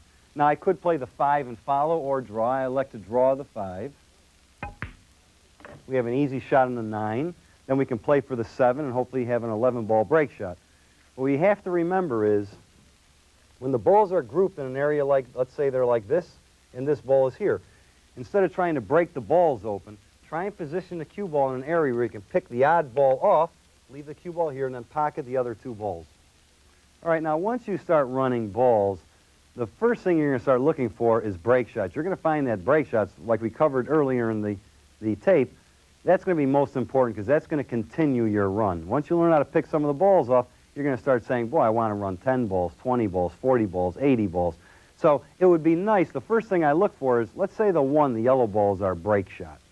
It would be nice if the 15 was laying right there, and all I did was shoot the cue ball and stop, and I have a perfect break shot for my next rack. But that's not always the case. I'm going to show you a couple patterns of what I look for immediately. Even if the balls are laying, let's say, just like this, I notice right now that I have a break shot here, the 12, and the 1. And the 13 is my pivot ball only because it's almost on the same line as the break shots. So let's say we eliminate these balls. Let's say I cleared those off the table. This is a nice situation to be in. If the cue ball is anywhere in the center of the table, I have my choice of either playing the 1, the yellow ball, and stopping here. Then I can play the 13 in this pocket. The cue ball will naturally drift over here. Or I could play the 12 in this pocket, leaving the cue ball here, and have the same type of shot. Now I can demonstrate. Let's say the cue ball's here. Let's say we go for the 12 ball. All right, we're going to play a 12, draw it back a little bit. Okay, now you see we have a nice angle on the 13 to go to the 1 ball. Again, all we're going to do is play the 13 and slide the cue ball to the rail and out. Perfect break shot. All right, as you can see, there are endless amounts of patterns, especially in straight pull. Now, a lot of times, again, probably the best shot would be if a ball was hanging right by the side pocket, I could just shoot and stop. But many times you have the ball spread out all over the table. And again, in this situation, I like to play position for a break shot with a ball near the pocket, near the break shot. And that would look something like this. Let's say we cleared all the balls off, and if I can wind up right here with the cue ball, all I have to do is play the ball in with a little bit of high right English, and a little speed to come out somewhere towards the center of the table for another perfect break shot. So always be aware of a ball near the corner pocket when your break shot's on the same side. All right, let's look at one more example. Another ball that really, what they say, tips me off is when a ball is near the pocket and it's on the rail, like this 2 ball. Let's say we play this ball. Now these are the 2 balls wound up. Before I had the ball kind of hanging in the pocket in this area. Now we're going to play the ball, the 2 in the corner, and follow it with a little bit of high right English, and watch what happens. All we have to worry about is the speed of the shot. All right, let's look at another example of a pattern shot. Now, this is always nice. When you have your break shot in this area, and you have the 13, let's say it's near the spot, could be a little bit ahead, could be anywhere really in this general area. Let's put it right there. If the cue ball is, let's say, in a position like this, the shot is what they call a natural shot. All I have to do is play the ball with a little bit of right high cue ball, hitting here, here, and just concentrate on the speed to come out near the center of the table. So that looks like this. Just hitting a little bit of high right English. And you can naturally see the cue ball will come out in this area, giving us a nice break shot. Again, I said there's many different patterns. What you have to do is analyze the table, figure out which ball you want for your break shot, and pick off the balls accordingly. All right, what happens if we're playing and the balls are open, but we really don't have a good break shot, or we're forced to play the break shot earlier in the rack because that's the only shot we had? Well, here's one of my favorite ways to make a break shot. Again, we're going into the 3-ball cluster, but what we're really looking for are these 2 balls, the 13 and the 10. So what happens if I play the 5 and move that out of the way, I put the cue ball in this area, I can easily bump the 10 over, and I'll show you what that means. Let's play the 5 and roll the cue ball over. Right, we play the 5 over. Now you see we have a little angle on the 13 ball. That was crucial here. We really don't want to be straight on this ball. I have a little angle. So what we're going to do is play the 13, and the cue ball will naturally drift into the 10, pushing the 10 out for a nice break shot. But there's one other thing to consider on this shot. If I do shoot that shot, you know the cue ball is going to stay right there where the 2 balls were. You must make sure you have another ball to play position on. If this ball wasn't here, I really wouldn't have a shot. So when you are playing that shot, remember there should be a ball here, here, somewhere that once you stop this cue ball, you do have another shot.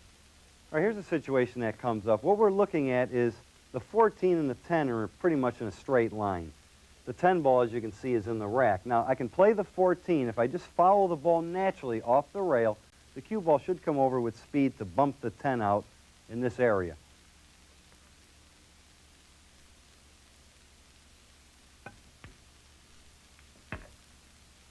As you can see, I have a perfect break shot, and I can play the 1 on the side, follow up, stay right here. I should continue my run. All right, again, I'm showing you some of my favorite ways to make a break shot. Here's another case. This time we have the 1 ball. We can play it in the corner pocket, and the 10, I want my 10 ball to get up here for a nice break shot. It's a little low right now. So all we have to do is play the 1 in the corner and hit the cue ball high with follow and just bump the 10 up.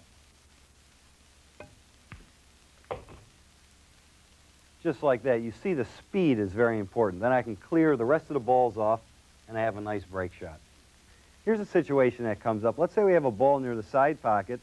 Now the 10 ball is near the rail and it's way too high for a legitimate break shot.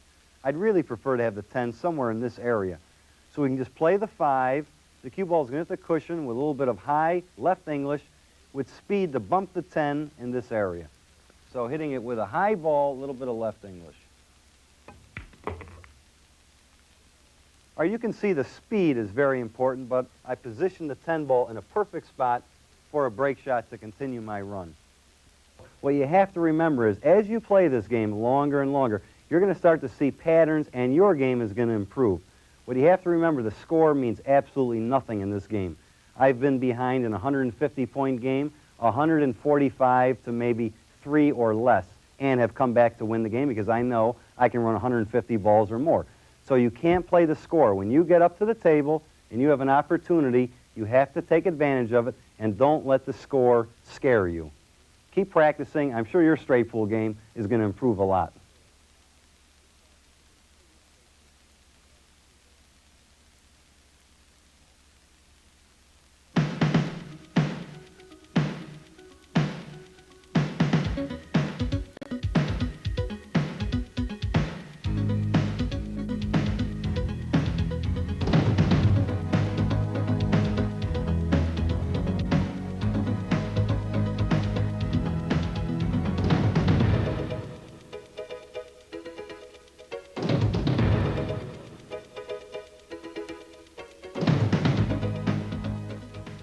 In this segment, we're going to be dealing with 8-ball. Now, 8-ball is the most widely played game around the world and in the United States. I've traveled to many different countries, and we find it's a very popular game.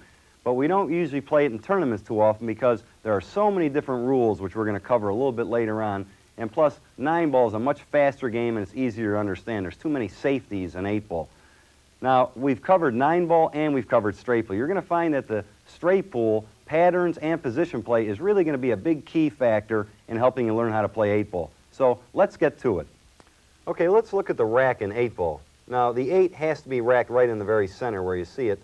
And normally what I try and do is separate the balls every other one, but it's impossible to do that because you're going to find that there's going to be 2 solids or possibly 2 stripes together. The main thing to remember is the corner balls, you probably should try and separate those. You want at least 2 solids and 1 stripe, or 2 stripes and 1 solid. Because the corner balls, normally, they're going to be the ones that are out in the open the most. But if you stay with this pattern, I don't think you're going to have any problem whatsoever. Let's look at the break in 8-ball. Now, I think there are only 2 solid breaks in 8-ball. Let's look at the first one. That's where we're hitting the head ball solid. Now, it's a similar break to 9-ball. We want to try and position the cue ball in between the side rail and the spot. And it's the exact same stroke. We're just going to try and hit the head ball solid and control the cue ball. Now, it's a good idea before you do anything, any playing or any breaking, always to rough up your tip. Now, I prefer the APT tool. It has 5 functions, and it's one of the finest tools out on the market today. All right, let's see if we can break the balls. Okay, we see we've made a ball in the break, and the cue ball's in a pretty good position. And I do have my choice of playing either a stripe, a solid, so we'll have to look the table over. All right, let's look at the second break. Now, this is my favorite break in 8-ball. What we're going to try and do is, you can eliminate the first ball, the head ball, and what we're going to try and do is hit the blue ball, the 2 in this case, as solid as possible, hitting a low cue ball. So what we're trying to do is hit the 2 ball approximately right here. If you hit it low and just hit the 2 solid, you'll never scratch in that pocket. If you happen to catch the head ball first, you do have a chance of scratching. So let's see what happens. Put the cue ball near the side rail. You don't have to hit this shot very hard. I would say about 3/4 speed. All you want to do is just try and separate the balls. And many times you're going to find that the 8 either has a possibility going in this side pocket, this corner, or you'll see it move around the table. Now, once in a tournament, I did make the 8 3 times in a row on the break. So let's see if we can at least make it once.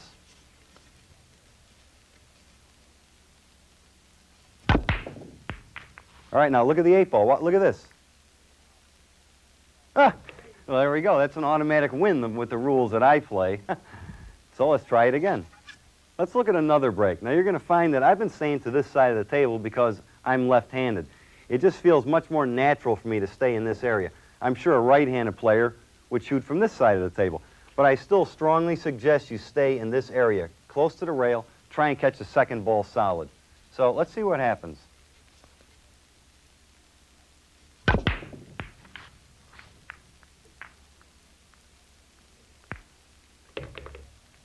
Ah, 1 of each. That's perfect. Now, as you can see, again, I only hit those probably half as hard as I possibly could. Look at this area.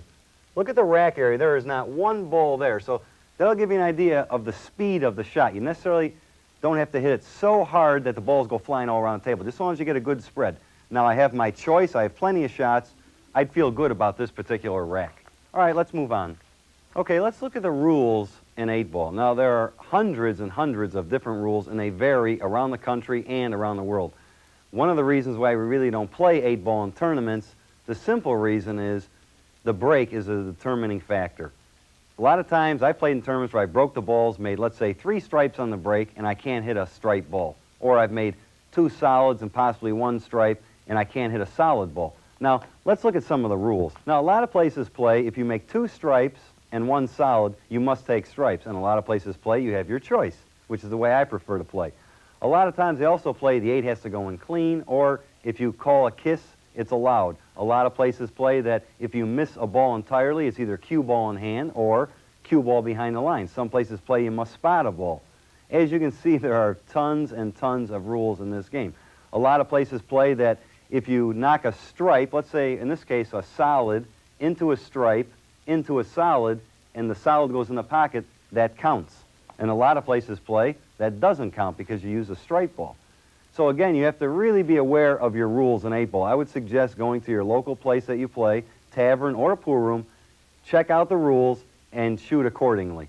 Okay, let's look at how I decide whether to take solids or stripes. That's going to be your most important choice in a game of 8-ball. Now, the first thing I look at, as we see the table, I put the rack down here to show where the balls would be racked up. Okay, the very first thing I look for, it doesn't happen an awful lot, but it does, especially on a 4.5 by 9. You see these 2 balls up here. Now, immediately, I don't even care how the rest of the rack looks, I would pick solids only for the simple reason that I know I can pocket the 5 ball in this corner pocket a lot easier. Let's say I can position the cue ball anywhere in this area, almost anywhere here, to play the 5 in here, as opposed to playing the 11 in this pocket. cue ball must get right in this area, and it's very tough for my opponent to get into this position. So right here immediately, this would be the first thing I'd key at. You see two balls, and one of them goes easily in the other one. That would be my automatic choice. I don't care how the rest of the balls go, because I know my opponent must bank the 11 or whatever to get out. Same situation over here. Now we have the side rail. Now this may come up a little bit more. You see the 15 ball, I would immediately pick stripes. Because the 6 ball, the only way to make it is either bank it cross sides or cross corner. Even if my opponent gets absolutely perfect on it, it's still a low percentage shot. So therefore, I would immediately pick stripes over anything else. That would be my second choice. This would be my first, this would be my second. Now, let's look at this situation. In this case, I would probably like to take the solid balls because I can possibly play the 1, bank it, or if something's off the rail, let's say like this, I could play the 1 up in here, and I can easily play the 7 in this corner pocket. 13 is trapped. Again, my opponent must bank the 13 ball, unless I clear these balls out of the way, but we're going to talk about that a little bit later on. Now, another situation, that would probably be my third choice. The fourth choice looks good, but really isn't. Now, let's say I chose solid balls. I'm going, well, the 3, the red ball is hanging in the pocket. My opponent can't possibly play this ball, even if it's right here, unless he banks it, let's say, but say there's something else tied up over here. It really isn't such a good choice, because what happens many times is, as the rack goes on, my opponent's going to play the stripe and just knock the 3 in, and now his stripe ball is right there blocking this ball. It's a different situation than what we have right here. My opponent isn't going to be able to play a combination and block the pocket up. So you really have to be aware. When you see a ball hanging, don't automatically jump to the conclusion those are the balls you want, the solids or the stripes. Another determining factor is, let's look the table over and let's say the solids are pretty open. And now let's say we have the stripe balls, there's a good cluster right here. Well, if my opponent can't easily break the balls up, I would probably want to go with the solid balls for the simple reason that something may happen. Even if you break the balls up, you may get tied up or whatever. So always remember, when you're going to review this tape, the first thing I look for is right here. That's our key pattern. Secondly, we look for this. And remember, these are always up table. Third situation would be something of this nature.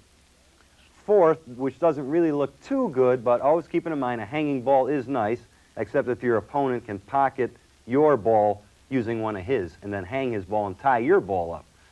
And last but not least, when there's clusters, if all the solids are pretty much open, and the stripe balls, let's say, are in a big cluster here or wherever, I would go with the solids. So this is how I determine which balls to take, stripes or solids. All right, now a lot of you are probably saying, well, you know, I play in a tavern on a smaller, let's say 3.5 by 7 table, but we have to key on a 4.5 by 9. This is a Sterling Peter Vitale table. It's one of the finest tables made in the world today, and this is a table that we mostly play our professional tournaments on. Now, let's look at this. Let's say the table is, say, in your bar or local tavern. Say it's 3.5 by 7. It'll probably be somewhere in this area. So what happens is a lot of times you're going to find much more safety play and much more involved in running the table. It's not going to be as easy to run a rack of 8 ball because you're limited. A lot of balls get tied up. There's much more safety play in the game. But we're going to have to key on a 4.5 by 9.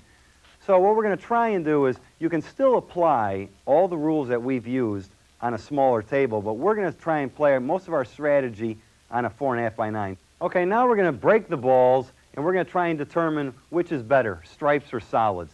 As you can see, I put my cue ball in my favorite spot. We're going to break and try and hit the second ball solid.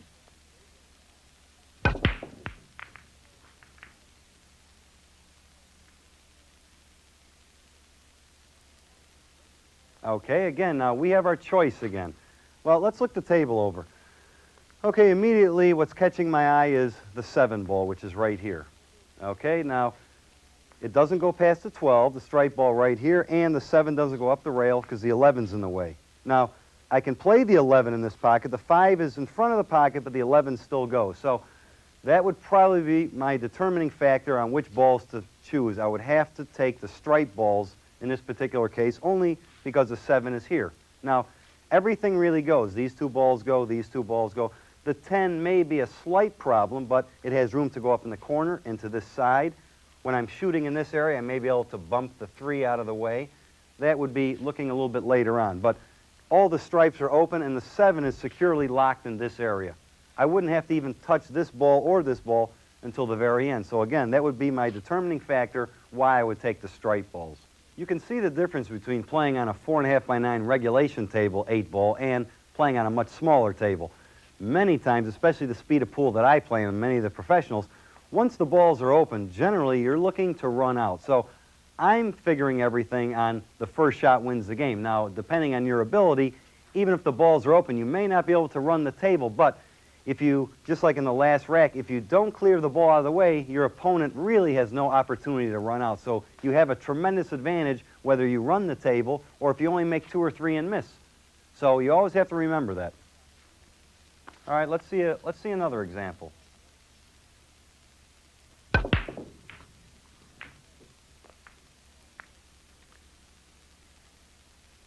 Okay, boy, this table lays pretty good. Okay, now look at the way these balls lay. As you can see, most of, well actually 5 of the striped balls are laying right in front of this pocket. I'm sure most of the people could clear all those. Then we have the 13 in this area and the 9 ball. Now, obviously you'd probably say, well, I'm going to take the stripes. But you know what? In this particular case, I'd say that's a bad choice.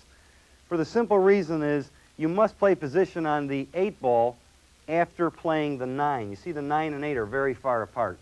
Once I would get in this area for the 13, I'd follow up, and I have to play the 9. I may get tied up with the 8, but as we can see, let's look at this. I can play the 5, the solid ball in the side pocket.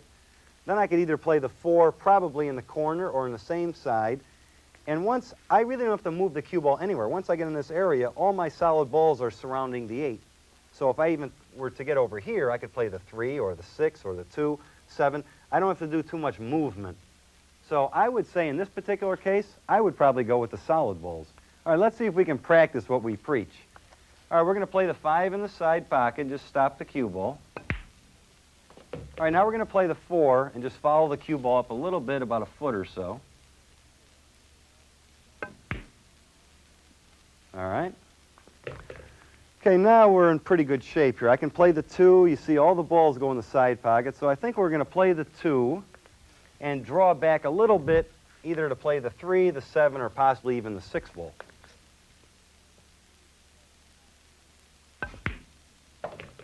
Okay, now we're in real good shape now. We're absolutely perfect. Now I think what we'll do is, I think we'll move the 6 ball out of the way. I kind of like that little group next to the 8.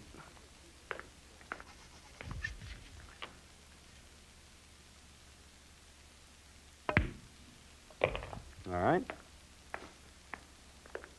Okay, from here it really doesn't make that much difference. I guess, well, we'll play the 3. I have a little angle to get about right here for the 7 on the same side. It goes just by the 13. Then we can play the 1 for the last ball.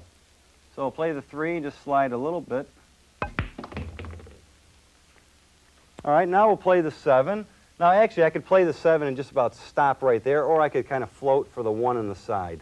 I think let's play for the 1 in the side pocket. All right. That's why it's nice to have the balls in such an area, because you can make your own choices.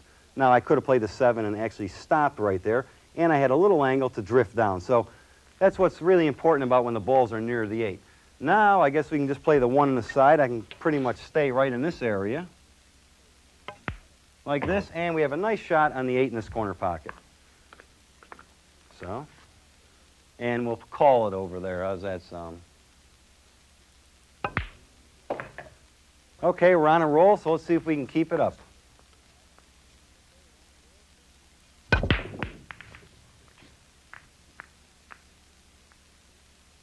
Ooh, we almost made the 8 ball. That looked pretty good.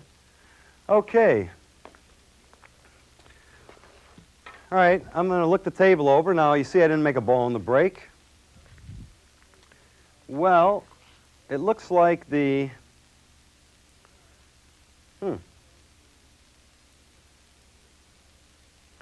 I think I would take the solid balls in this particular case.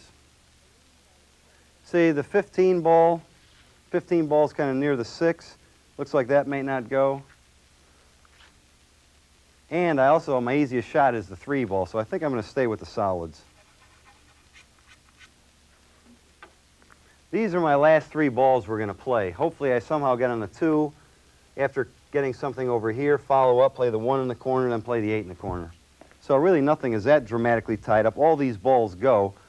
We're going to play the 3 and just draw back in the center of the table for either possibly the 6 on the side or the 4 ball.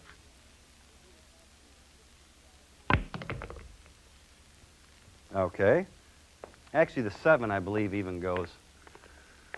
All right, let's look this over. Now we can play the 4. I'm going to move the 4 out of the way. I think we'll play the 4. I don't know, it's a little tricky here. All right, let's play the 4 and go back in the center of the table. All right. Okay, now we have our choice of either playing the 6 ball. I could probably stay in this area and play the 5. I believe I'm going to play the 5 ball next. We're just going to play the 5 ball, cut it in, come anywhere in this area. Once I get in this area, all I have to do is play the 6 and stop. I can play the 7, draw back a little bit here, then play the 2, the 1, and we're home free. So let's play the 5.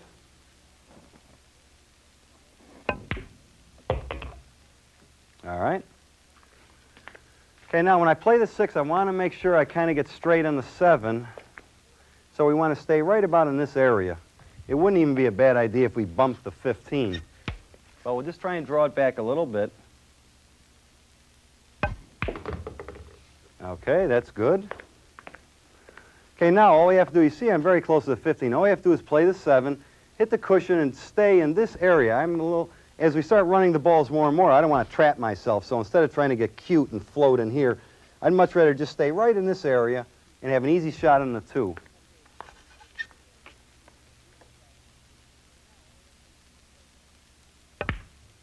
Of course, I fooled myself and still drew it out there. All right, now all I have to do is play the 2, follow the cue ball a little bit. And the 1 easily goes by the 8.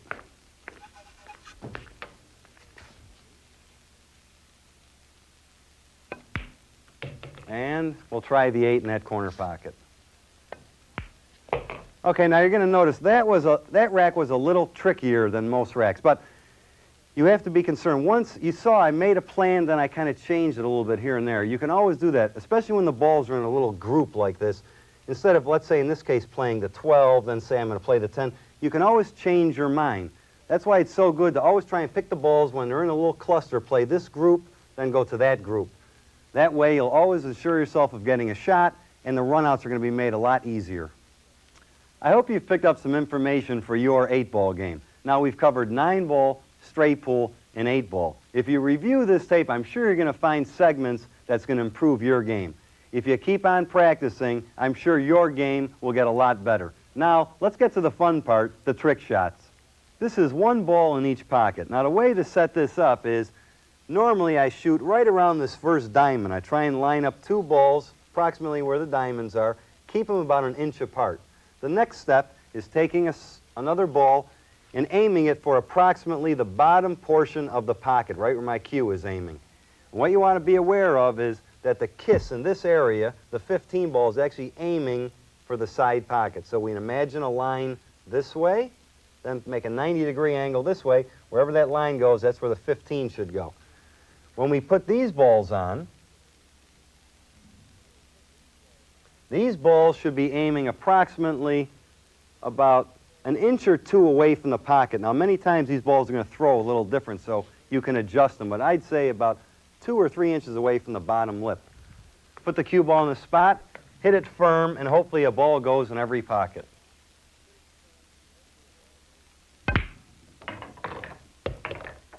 We call this the swerve shot. Now, what we do is place the cue ball in between this dot and the corner pocket, about an inch off the rail. Take your object ball and aim that just about past the point of this side pocket, and then we hang a ball in the far corner pocket. Now, the object here is to hit the cue ball, and the cue ball is actually going to make the 9, the yellow stripe ball, then the 3, the red ball, will go in second. To make this, all you want to do is elevate your cue about 40 degrees, aim the cue ball about in this area, say we're close to the first diamond, hit with extreme right English and follow through.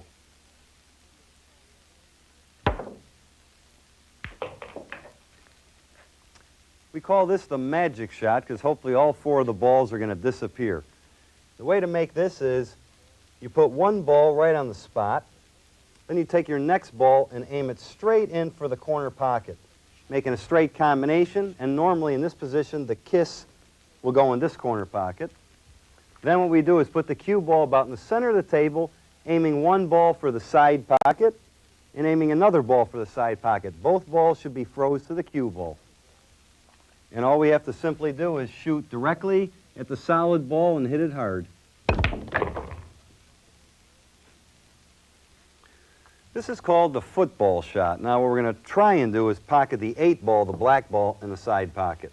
And how we do that is, first we align the balls right near the side pocket, a little bit on an angle, as you'll see on the overhead shot. You have to be concerned about the first 2 balls. The kiss, if the kiss of, let's say in this case the 9 is aiming near the point, it'll interfere with the shot, so be aware of that. Take 2 balls, freeze them, and aim them just to hit about half of the last ball right here. And what we do is then take the 8, the black ball, and put it right next to these 2 balls, but we don't freeze the 8. The 8 is a little bit away. Put the cue ball about in this area. You don't want it straight with this line or way down here. Put it about 3 or 4 inches lower than the line of balls. We shoot this, we hit it hard, hit the cue ball, and catch the 2 balls first, and the cue ball will naturally drift into the 8 ball in the side pocket.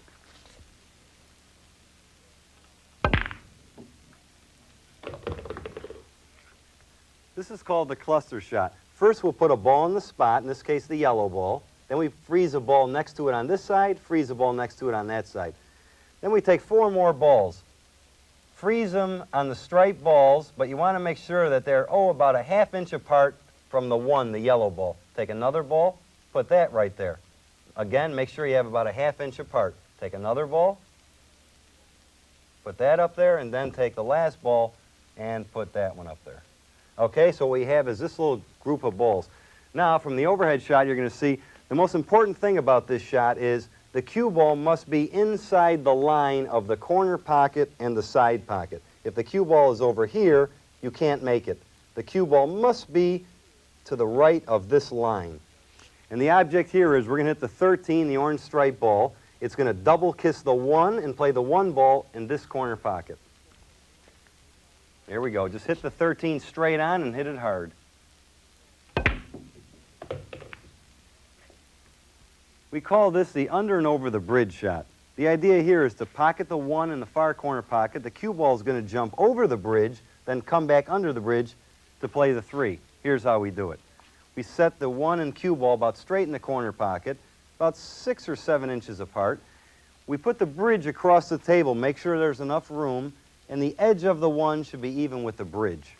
Hang a ball in this corner pocket. Now to make this shot, all we want to do is just elevate slightly and hit the cue ball very low.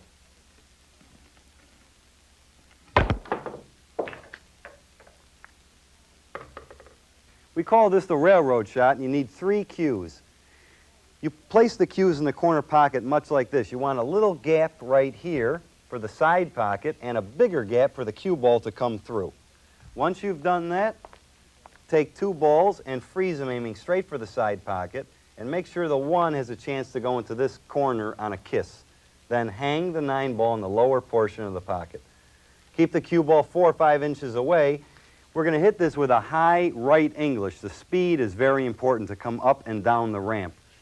The cue ball should hit the rail approximately in this area with high right English, hitting here, here, coming up the ramp, down the ramp, and pocket the 9, the yellow striped ball. Here we go.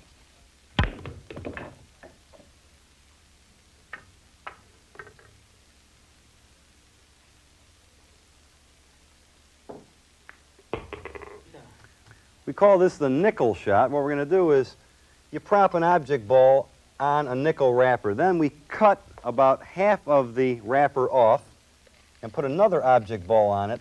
Put it as close as possible to the first ball. And make sure that the balls are lined up straight. Then take an object ball and hang it just a little bit to one side or the other of the side pocket. You don't want it dead center, a little bit to this side. And then take the cue ball and line it up a little bit to this side of the side pocket.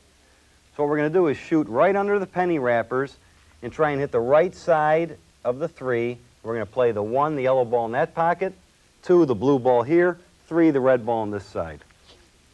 Just shoot medium speed, just like that. I call this the 8-ball shot. We're going to try and play 8 balls in one shot. First we take 2 balls, freeze them about, an inch or 2 away from the side pocket, aiming straight across the table. Now you may have to vary this shot because it does change from table to table. You may go a little higher up or a little lower. Then take 2 other balls froze straight across on the upper portion of the side pocket, a little bit further away from the rail than this ball. So you want it out about, a quarter of an inch more. Take another ball, freeze it to these 2 balls, aim it approximately in this area. Now I said all these judgments are going to differ from table to table, but you can experiment with that on your own. Then take a rack and put 3 balls right in the corner pocket, freeze the rack to these 3 balls. The idea here is to pocket all 8 balls at one shot. 13, the orange stripe ball goes in the side, 11, the red stripe ball goes in here, 14, the green stripe in here, 7, the maroon ball in this pocket, 12, the purple stripe ball in this pocket. The cue ball is going to go 3 cushions around the table, hit this rack, and make those 3. Sounds very easy. All you want to do is put the cue ball approximately an inch away from the rail and hit about 1/3 of, in this case, the orange stripe ball, the 13, with high left English. Cue ball should hit approximately in this area. Go 3 cushions and hit the rack. Here we go, all 8 balls in one shot.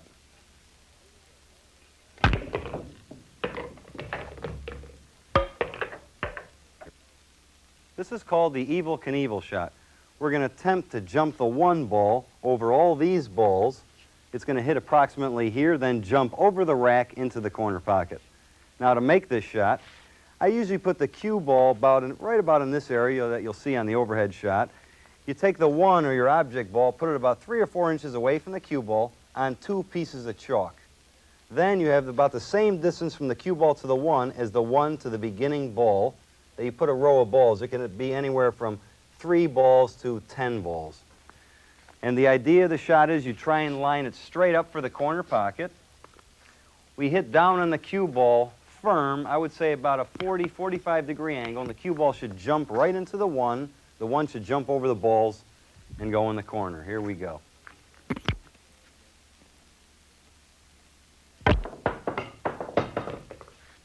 We call this the wall shot. First, we line up 3 balls in a line just like this, about an inch away from the rail. Normally, the middle ball is aimed even with the edge of the point.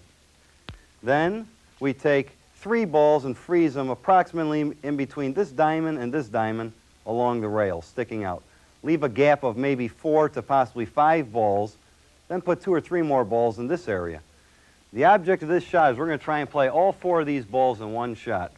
When we put the cue ball on the table, put it in the center of the table, but make sure this edge of the cue ball and this edge of this ball, the last ball, are pretty much lined up. We're going to try and pocket the 1 in the side, the 15, the maroon stripe ball, banks in here, 13, the orange stripe ball is going to go in this pocket, hitting it with a high cue ball. The cue ball is going to arc in between this gap and pocket the 3, the red ball. And what we want to do is hit a very, very high ball and only catch approximately 20 to 25% of the maroon 15 ball, the middle ball. Catch about 20% of the maroon ball and about 75% of the 1, the yellow ball. Hit it with a high ball and let's see what happens.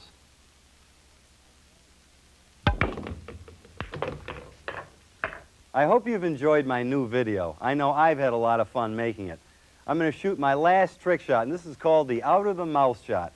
With the help of my beautiful wife, Chris, we're going to attempt to pocket the 1 ball, the yellow ball, out of my wife's mouth into the corner pocket. What you want to do is put the cue ball on at least 4 pieces of chalk, and here's where the tricky part comes in. All right, we ready? You have to take a piece of chalk, hold it tight, put the 1 ball right about here, and here we go. We're going to try and pocket the 1 ball into the corner pocket. Just shoot hard and go right at the yellow ball.